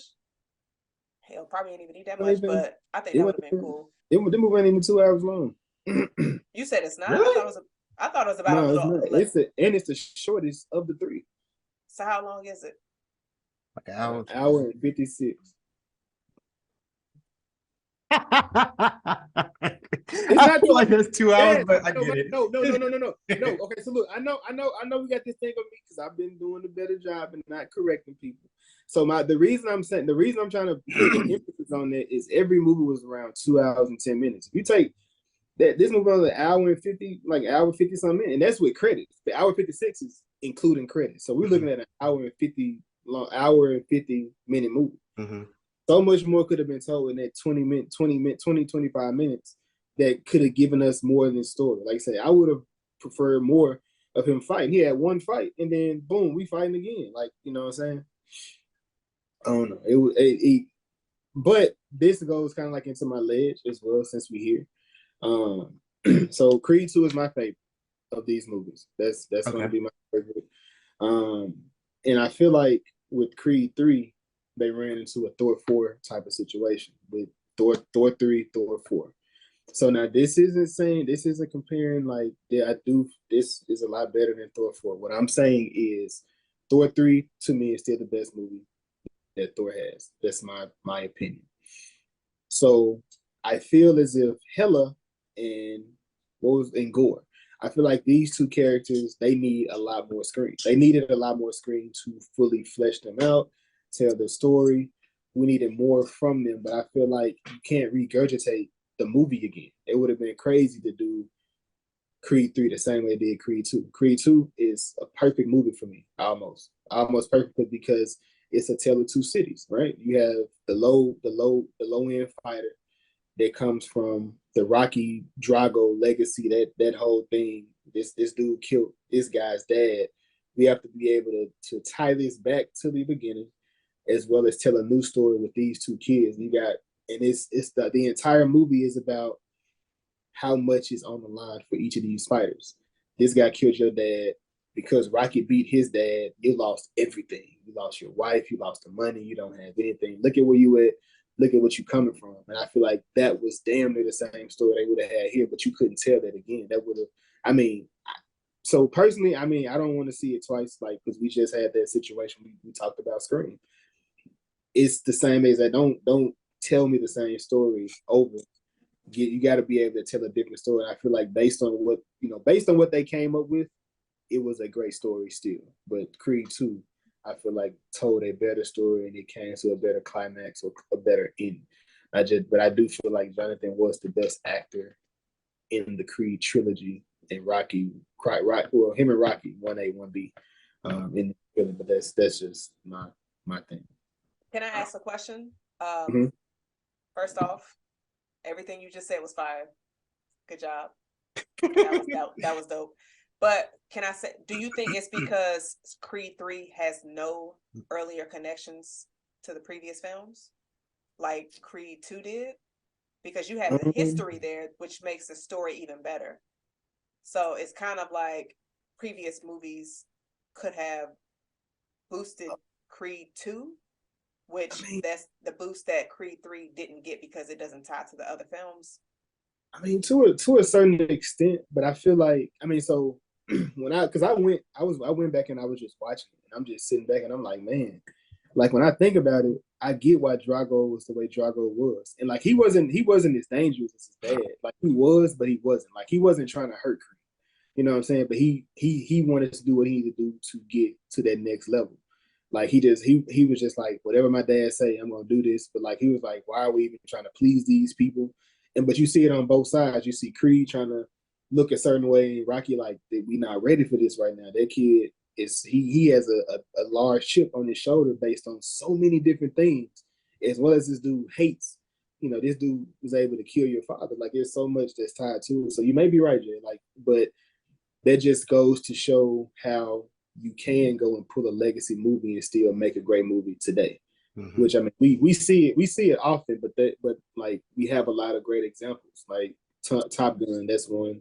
I'm adding Scream to that story. I'm adding Creed. I'm adding Scream to that. Creed is definitely in there. Like so, we see, and there's a lot of piss poor examples of people trying to go pull legacy, and then it just doesn't come off right. And I feel like they did this right, and for this to be a third movie in a trilogy about history or legacy, and they do it differently. Mm-hmm. I love, like I said, based on how they got it, I love it. I still love the story. I went into it. Like I said, there are some things I do feel like it could have tied back into the first movie. Not even Rocky. You can leave Rocky out of it, but Rocky wasn't needed.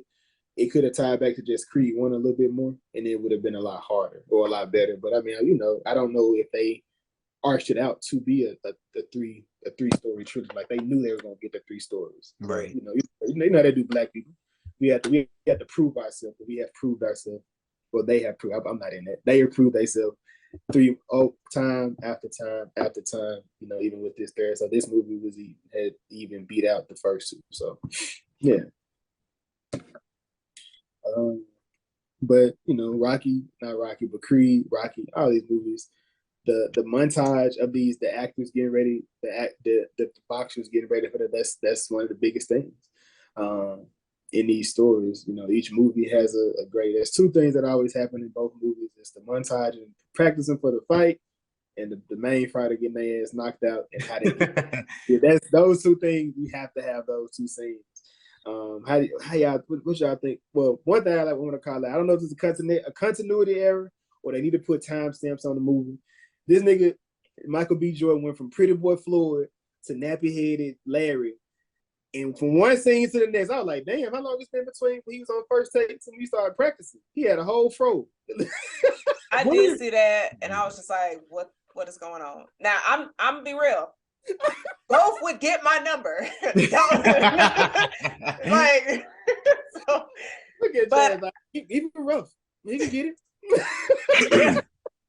I'll be like, hey. But yeah, nah, I did you see go back that. and watch it if you go back and watch it, Kris, from when he's up there clean Yeah, I know. cut suit, go to the next thing, he's Steve Harvey. Got the The mustache. mustache stick. He got an afro on top of his head. Yeah, nah. I think it was another. I think it was where he got. Maybe it was when he got punched by Jonathan Majors. Didn't he have a black eye? And then That was he. That cleared up by then. If you say so. He did, and when he got hit, that black guy came as soon as he got hit. He could have put some makeup on it before he got on first take. Yeah, he could. That's probably like. Yeah, that's probably what they did too. Yeah, he popped it. But as we got this montage, we see Jonathan, his workout regimen, fucking crazy. Yeah, these guys, we have been seeing the workouts for quite some time, but like that was just on the internet, people showing them like, yeah, what they put their bodies through for this movie. I was listening to Jonathan Majors. He was saying, he was like, he said, bro, when you doing these type of movies, he said, man, I was swinging so much I couldn't feel my arms no more. And it was like, so how did you continue? He said, that nigga kept going. I had to. I couldn't stop because he kept swinging. So I had to keep on swinging too. He said, I couldn't even feel my arms. He said, this was crazy. But he said, Jonathan said his physique was just that weird kid that had that physique when he was a kid. He's always had a six pack, so he's not worried about losing or gain, any of those situations. But he said Creed 1 is the reason he went and got it's an Equinox.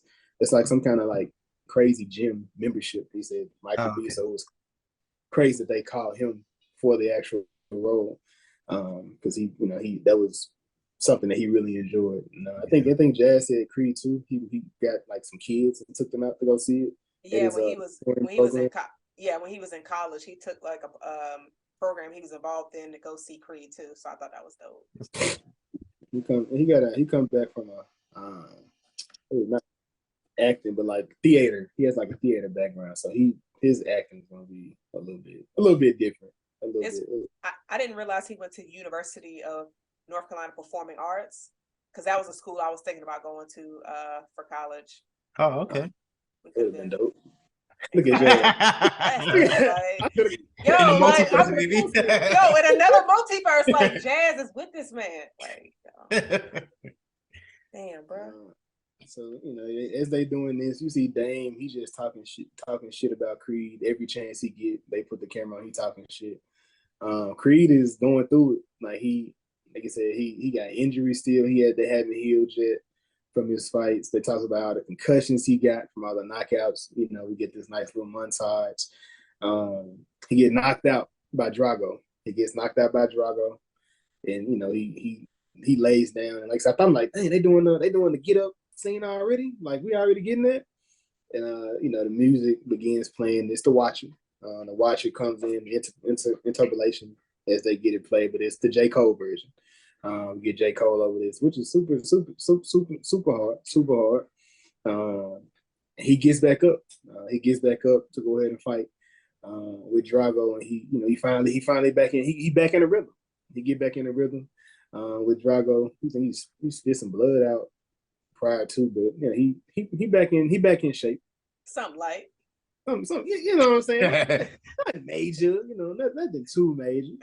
They get this fight at Dodger Stadium, which was a dope callback because in the beginning of the movie, Jonathan has on a Jackie Robinson Dodgers jersey, so it was dope that they get the fight in the Dodger Stadium at the end. And Chadwick Boseman played Jackie Robinson in the movie. Yeah. R.I.P. to Boseman. So Dame coming to the ring. Last time I got checked, another Nipsey Hussle song. He coming. It's still like he a bit more. I guess you can see like the arrogance in him a little bit. He kind of showboating a little bit, but not too much. He just raised his arms. He the champion. He the man to beat. We get him in this ring, man. Hey, what y'all think about this fight? I thought this scene was amazing.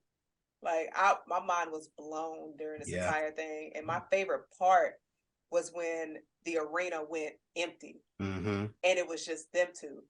those scenes, and you just hear like the punching, the landing, and then when it had that shot of Adonis falling back on a jail cell door, I was like, this shit is crazy. Like I thought it was dope. I was just in the theater like, holy shit.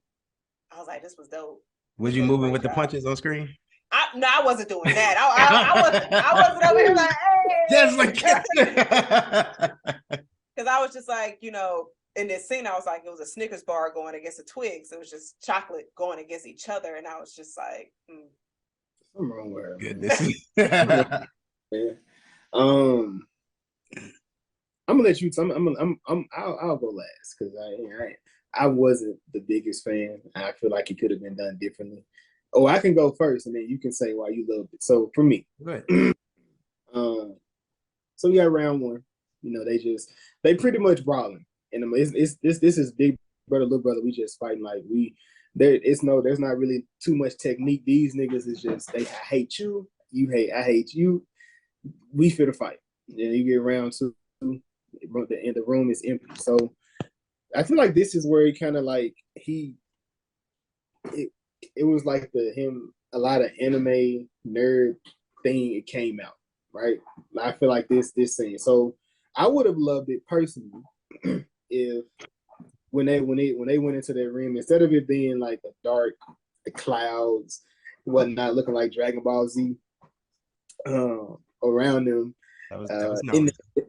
If it was just if this is switch, I feel like we get into a thing of we argue, debate, and we try to fix a movie. I feel like that's what we get into in these pods now. This is where this is my vision, right? So they in the ring, they fight, boom, boom, boom. Round two pop, boom, ding, it's empty. But let's say if it was just an empty ring, with them looking like they in the gym, just an empty. There's nobody in there because it's just them. Because I know not Jonathan, but Michael said he wanted to envision just because when you fighting, it's just you and this person. You're not thinking about nothing else that goes on. You just in an empty ring, right? So they in this empty ring, and then somebody gets that hard blow, boom. Instead of him going into a ring, what if it takes them back to the neighborhood? Now they just in the street fighting. Boom, boom, boom. They fight in the street. You see just a neighborhood, then boom, another blow happens, and then you see people out in the street just watching them fight. Like these brothers are in the fight, they fight. And then boom, boom, boom, they fight, and then boom, the ring pops back up. Like the ring, it pops back up. They're in the ring. Now they're fighting in this ring again. And when they do that last double cross, that double hit, boom, it flashed them back into the ring. Now we in the 11th. Now we go into the 12th round. And it's just a regular fight again. But I don't know, it just didn't, like him bumping up against the jail cell, like it was just like, I mean, it would have been, I don't know, it didn't make sense to me. And like the whole, like I get like in like the clouds and whatnot. So it was like there could have been a better way to portray that. But that's just how I thought about it. And just going back, I would have thought more about them in that scene, like who Dame and who Donnie was, and I would have took them back to the neighborhood, or maybe in front of that corner store instead of taking them into the fucking what's up there with King Cotton or something with these dark clouds. Snake Road. But that was just me. Like I didn't hate it. I just felt like it could have been done a little bit different. Yeah, that's cool. So I like that idea. Are you saying they went through, like, I guess going through flashbacks of when they were fighting? Yeah, just different, like just going back because he could remember. He said he used to knock him out, like when he was a kid, and just going through different moments of them fighting, just either like in the past, or it could have just been them present day when they was fighting. Just take them to places that they used to fight in. So like whenever their first big hit, because they kept landing big blows, and every time a big blow happened, it changes where they are. It changes location. So so in that scene, if they were to go back to when they were younger, would it be their younger selves? I was thinking it stayed with them, but you could do a younger self. That would be dope to see them fight. When you were saying that, I was just thinking they went back to when they were younger, when they were fighting, to where it switches to those younger actors and the clothes and just them dealing with that memory. Mm-hmm. I think that would have been fire. That would have been because it kept. I mean, because remember it kept flashing when they were in the corner as the kid, and that's when Jonathan was shining. With him just in the corner, when he was looking at him, he was like he could see him. He see him the kid as a kid, and he seen him as a regular person. Like he was like, that was like, yeah, that's when I got emotional. I'm not gonna lie to you. That's I was like, yeah, just because he. Which actually would have worked with the punches. The idea that you just had, if they was just not their adult selves, but their younger selves, because you kind of saw it in that shot on the ring. Mm-hmm. Damn, that would have been dope. I would have loved both if they were both there. Not together, but like regardless of which one they would have used. That was dope. Yeah. What about you, Kris? Yeah, so this was like my favorite fight in the whole franchise.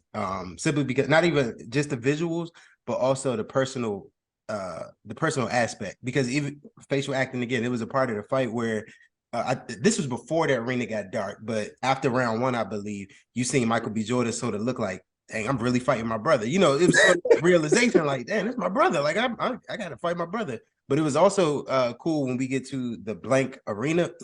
That goes into the whole anime, you know, his whole inspiration for that. And then it just showed it was just like them two like balling it out. And I thought it was real cool how, which for me, I thought this whole thing was round two, but apparently it was multiple rounds. Yeah, I was surprised at the end. But yeah, they was going at it. But you know, just saying how many, you know, they was just going back and forth. And it wasn't even about the title. It wasn't about boxing for real. It was just emotion, just straight up everything. And it was pretty much a Naruto Sasuke fight. That's what it was, because they sort of have that almost type relationship. When they end up fighting, it was sort of that same thing. So I really appreciate it. And then just the sound, like that's always been a big point of their fights, but you could just feel the hits and everything. And I was definitely in the theater, like, you know, I was doing that. Yeah, it was hype. I was mad hype. He was like Jonathan like screaming at him. He was like, because before, like after round one, he was like, "You thought it was gonna be easy, didn't you?" Yeah. You thought it was gonna be easy, huh? Yeah. And then he was like, "I'll see you in a minute. I'll see you," because they were just brawling. It wasn't even about boxing. They was just fighting each other. Yeah, they were just brawling. And then he in the ring, he was like Jonathan, like he was just so frustrated. Like he either frustrated, he was upset with himself, or something. He just started screaming at him. And I was like, man, I said, this nigga is crazy. Yeah. Like I wonder how he gets into. I want to see him get into character. Like, how do you get into that? Like, what emotion, what moment, what do you think about? Like to be able to get to that. You know what I'm saying? Like that's talent for sure. I be thinking every time I see it, I always think like, man, what would I think about? You know what I'm saying? Like, what would piss me off so much that I could give you this emotion? Like, how can I, you know, how can a person feel it? Like, you can see it because he just looked like, bro, he'll run through a wall. Like that's what he looked like. He just went, you know. Yeah, and then it was cool at the end of that, the empty arena scene. You seen them both trade that punch at the end. That was straight out of Dragon Ball Z. That literally happened. So I was geeking out when I saw it. Was that Goku and Vegeta? Piccolo? Goku and Vegeta, yeah. When Vegeta had he had the M on his head. The M, Majin. Yeah, that was out of that. Yeah, that was out of that fight. Yeah, so we get the round 12. I hear you, Jazz. She said no. That's Majin Buu. I hear you, Jazz. Yeah, not today. Y'all not doing this today. I mean, we're not even tripping. We're not because you're not. He accepted. You know, Vegeta accepted that the evil in him to be able to try to fight him. He, you know what I'm saying? So we get you. Though. We know you in the Buu saga. We get you. We see you. We talk about chocolate bars, just like Buu used to turn people to chocolate bars. We connection, baby. We connected. But yeah, you get round 12. They ain't been pretty. He been fighting pretty fair, for the most part. He tried to do a dirty move, but I think Creed knows him. So like he kept. What you feel say, Kris? Like, I just remember there was a scene during the montage, I think, or before the montage, but somebody was talking to Jonathan Majors' character about like his injuries, and then that was a callback to the previous movies because he something happened when he was hurt, but you could see Jonathan Majors really keying in on certain that whole analyzing thing. He was keying in on certain things. I remember. Yeah, I know he used it when he looked at the previous guy. He did Oh, have it was a Felix. rib injury. Okay, so okay, Yeah, so okay, maybe it was him. Okay, and they get into the ring, man. He catches him, and then Creed tried to swing at him, and then he moved, and then he give him that shot, boom, straight in the stomach. And like I said, that was definitely that's a big Dragon Ball Z one. yeah. Right there prior to, see the sweat come off of him. You see him, fall to the ground, and he yelling at him, get up, get back, because he like, nah, we still fight, get back over here. Like we still need to go. What you think about that scene, that blow that he gave him? I was just like, damn, I thought that shot was fire. I thought that was really creative, and just like how we mentioned earlier, when the hits got slow down, and you just see his reaction, and then when the sweat came off his back, I'm switching to Thirsty Jazz, but I was like, ooh, Lord, I was like, damn, hey, all sweat deserves attention. But all right, back to Focus Jazz. But no, I thought that scene was just like, it was just so detailed, like just to see that, I really like this entire fight scene, but definitely when you see the sweat and he just goes down and he's trying to breathe. And then like you were saying, Dane was like, get up. Imagine trying to breathe. And somebody's like, they're like, get up. And you just like, I got 10 seconds to breathe a little bit. And I was just like, ooh, oh shit. It goes to that veterans I guess veterans knowledge to just use all the time you can to try to get those breaths. Because I know in the previous movie, Rocky was like, use the whole 10 count, like get to 8, then get back up. So I said that get up scene, that triumphant, get up. And like I said, I personally didn't like how I played out, which I feel like that's everybody's ledge. So Dunny is on the offensive. He beating, not Dunny, but Dame is on the offensive. He beating the dog out of Dunny. He boom, boom, boom, boom, boom. He laying on him. And at this point, I guess this one Dunny, he analyzing what his opening, and then he see that little crazy block he doing. Yeah. He hit him with the peekaboo. I was gonna ask y'all, like, would y'all be blocking like that? Because it's like, nah, because you leave your whole body open. I never seen that. Yeah, I never seen that. That was super unorthodox type fight. I don't know what that was, but he opens up. Dunny sees it, cleans his clock. He busts him twice, which of course that's the promo, the poster. That's the poster of him, knocking him out with it. I wanted him to do what he did in the beginning of the movie. Like I don't know if it was we only get him for one movie, we wouldn't be able to get him for a second movie, or they want to end this story at this point. But I wanted him to, like he did in the previous, he kind of get away from it, and then he laid Creed out. But it would be kind of crazy to get laid out after you retired. It'd be a wild way to end the movie, but I feel like it could have been a great way to end it. Like I feel like it could have been a two movie arc with this character. But you see, Dunny wins. 48 seconds left, because I feel like if they would have allowed that to play out, I think Dame would have won that fight.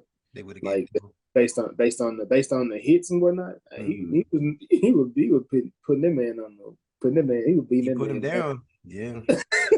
So he had to go ahead and knock him out because they weren't gonna make it. They have a celebration. They celebrating the move in the room, but Dunny is like, nah, he don't feel right, so he goes over and checks on Dane. And he apologizes.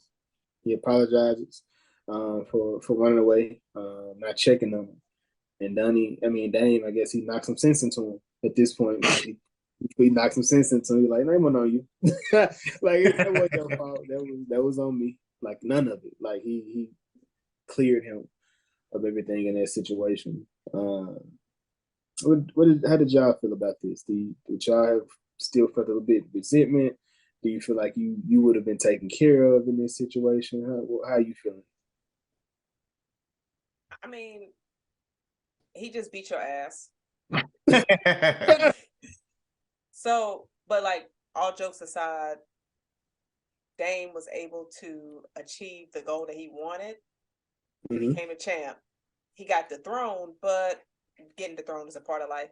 But no, I think it was just one of those things where it's just like, you went to him as a man, he came to you, y'all fought. There's no point of holding any type of resentment, because why? Like, how is that going to benefit you? Like, you said what you needed to say, y'all fought, and then it's just, it is what it is. You know, I like how it ended between them, because it wasn't no anger. It was just, like you said, forgiveness and growth, because it's just, yeah, I definitely like how they ended and wrapped up that storyline. Yeah, I agree. It was pretty much growth. And then everything they pretty much needed to be said, they said through the fight. So, the apology was just at the end. So I really appreciate it. That's probably another reason why this was my favorite fight of the series, because of the just emotion. I didn't feel like you got that same, not to say the other fights was bad, but you didn't get that same type of emotion that you got in this one. So I really enjoyed it a lot. Did you like it, Jason? I did. Yeah, thanks. I enjoyed the fight. I'm not mad at the fight at all.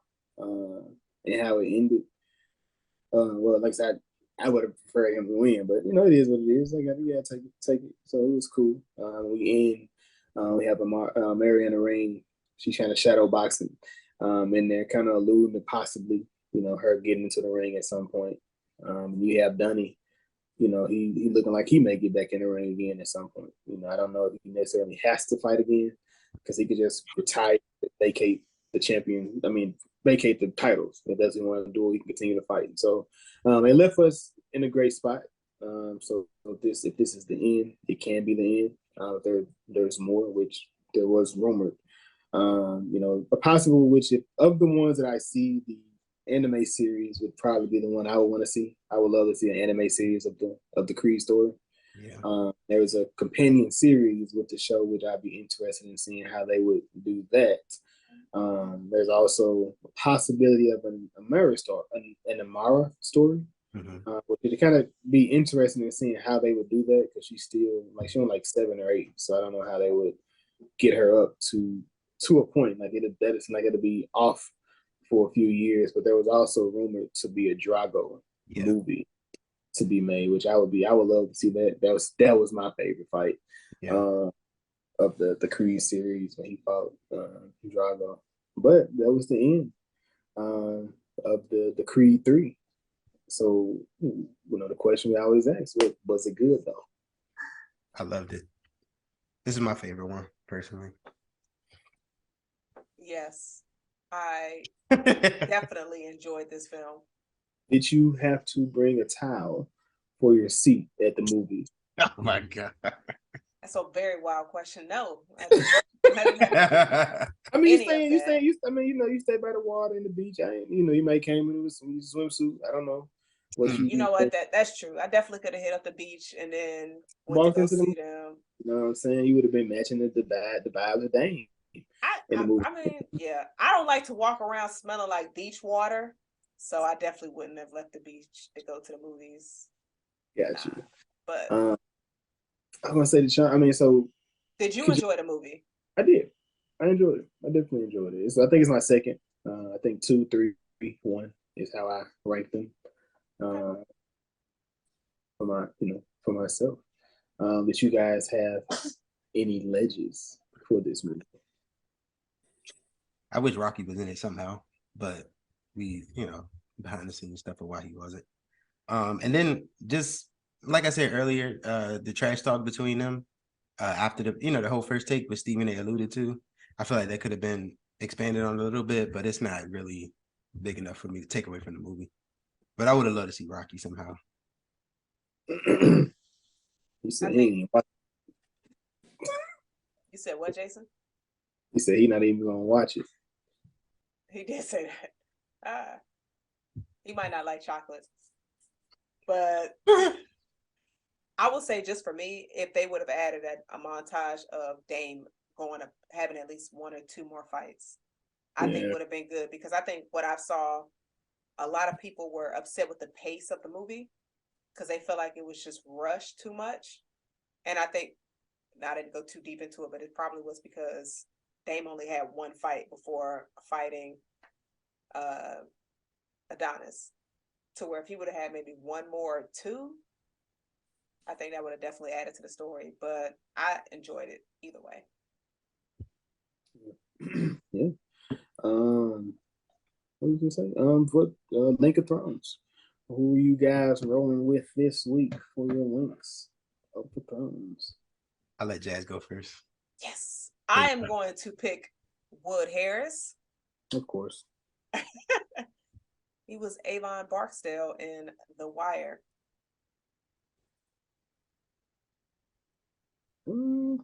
Got you. I'm gonna go with Spence Moore. This is who played Dane. Have I used Wonder Years? Have I used Wonder Years? I feel like I have. You may have talked about it. I really don't think so. I'm gonna use Wonder Years. He's the older brother in Wonder Years. This is the one that played Dame as a kid. Okay. I'm gonna go with Tessa Thompson, and she was in When a Stranger Calls. 2006, the new one. Really? Yeah, sure. She got killed in. I don't think so. I don't think she was in the house. Like, I think she was like her friend in the house. Like, she was calling her. That's what she was talking to. Oh, that movie was terrible. It was bad. Then Strangers came out, fixed all that. That shit was scary. You didn't like that movie? When a Stranger Calls? No, I thought that movie was terrible. Oh. But Strangers was good. Strangers is when they had the mask on in the house? And yeah. Okay. And they were just harassing those people like all night. Part 2 was trash though. It was. They got a new one coming out. They have an old trilogy marked out. So they just keep making terrible decisions on these sequels. I mean, it might be good. You don't do that. It may. You know, Scream just got a trilogy. It may be bomb. You never know. You never know. Not you putting. We talking about The Strangers and then nah, Jason. Speaking of Scream, I definitely have some parallels in this movie. Scream. Yeah, man. Yeah. So I was like, you know, Creed, his mom was like a Sam Carpenter almost. You know, she never knew her dad. You know, she was born into legacy. They're definitely taking up these roles as they get older. But Jason, Sam did know her father. He was visiting her all the time in the mirror. I mean, if that's the fact, he visit Apollo on YouTube. I mean, he actually go see his dad, and he can hear his dad. She can hear. They have conversations. I mean, so she shouldn't be able to. Like, she shouldn't be able to. It'd make more sense if he was speaking to Apollo. I don't know if the guy that played Apollo is still with us, but yeah, he could definitely speak to him technically. But yeah, I mean, I like that little parallel there. But yeah, that's all I had on there. Did y'all have anything else with this? No, I would definitely love to see. I hope they have new projects coming up. Bro, Jonathan. I'm sorry. Carl Weathers is still alive. Don't do that, Jason. I say I don't know if he is. I don't know. I see he you is. Scared me. I was like, wait, what? When did okay, he's still alive. Don't do that. I don't know. I didn't know. I didn't know. I didn't want to put. I didn't want to. You know what I'm saying? Okay. I don't want to speak. I was looking it up as I was saying it. Yeah, I had to look that up real quick. Okay, we good. Sorry, Jess. Good. You scared me. Dang, bro. I don't even know. Oh, sorry. Oh no. Oh, I just want to say, like, definitely hope to see these two in future projects because their chemistry is really great. They said, well, you seen it. They said they plan to do some Al Pacino, Robert De Niro type stuff. So that'll be dope to see. But we want to. I'll believe it when I see both of their names are already on the film, and I hope they're pirates. Jazz gonna get that power movie. I hope they never need to make that, but it'll be. Why? I want to see that. I want to see that. I would love to see them in I want to. So for Michael B. Jordan to be this sex symbol, he doesn't have a lot of rom-coms under his belt. He be going elsewhere with them. Like that. I think he is in that Jordan movie that he did. That was like the first movie he was like behind producing. But besides that, like there was a movie with him, Zac Efron. I enjoyed that, and Miles Teller. That was a dope little rom-com back in like 2012. But he don't do a lot of. You would think he would do more rom-com. I want to see both of these niggas in some more less emotional scenes. You know, I want to see them, you know, be funny or jokey or whatnot. You know, I would say maybe them niggas not funny. but Jonathan is though. Jonathan actually funny. I like Jonathan. Jonathan definitely in The Harder They Fall. Him and Zaza? Zazie Beats, whatever. You know what? You know what's pretty good? You know what? I'm not gonna say it right now. I say it when we finish. Okay. Oh, okay. But he was good in that. But no, I see what you're saying. Just a scene where they're having fun. Yeah, where it's not all serious. You know, it's emotional. You know, we know you can do it, brother. I know this the guy said he the next Denzel. You know, but you know he definitely I'm gonna say next Denzel. He next Jonathan. That's that's what you want to be.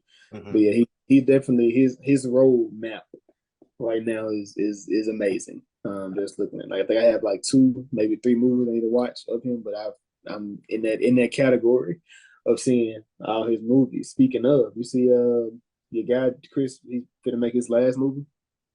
Quentin Tarantino? Yeah, I seen that. All good things come to an end, I guess. Yes, it does. But I think that's everything. Did you guys have anything else in here? Not me. Nope. Not me. Looking at but yeah. Yeah, this was episode 43. We just discussed Creed 3. That is still currently in theaters. We'd like to appreciate everybody who listens, who supports, comments.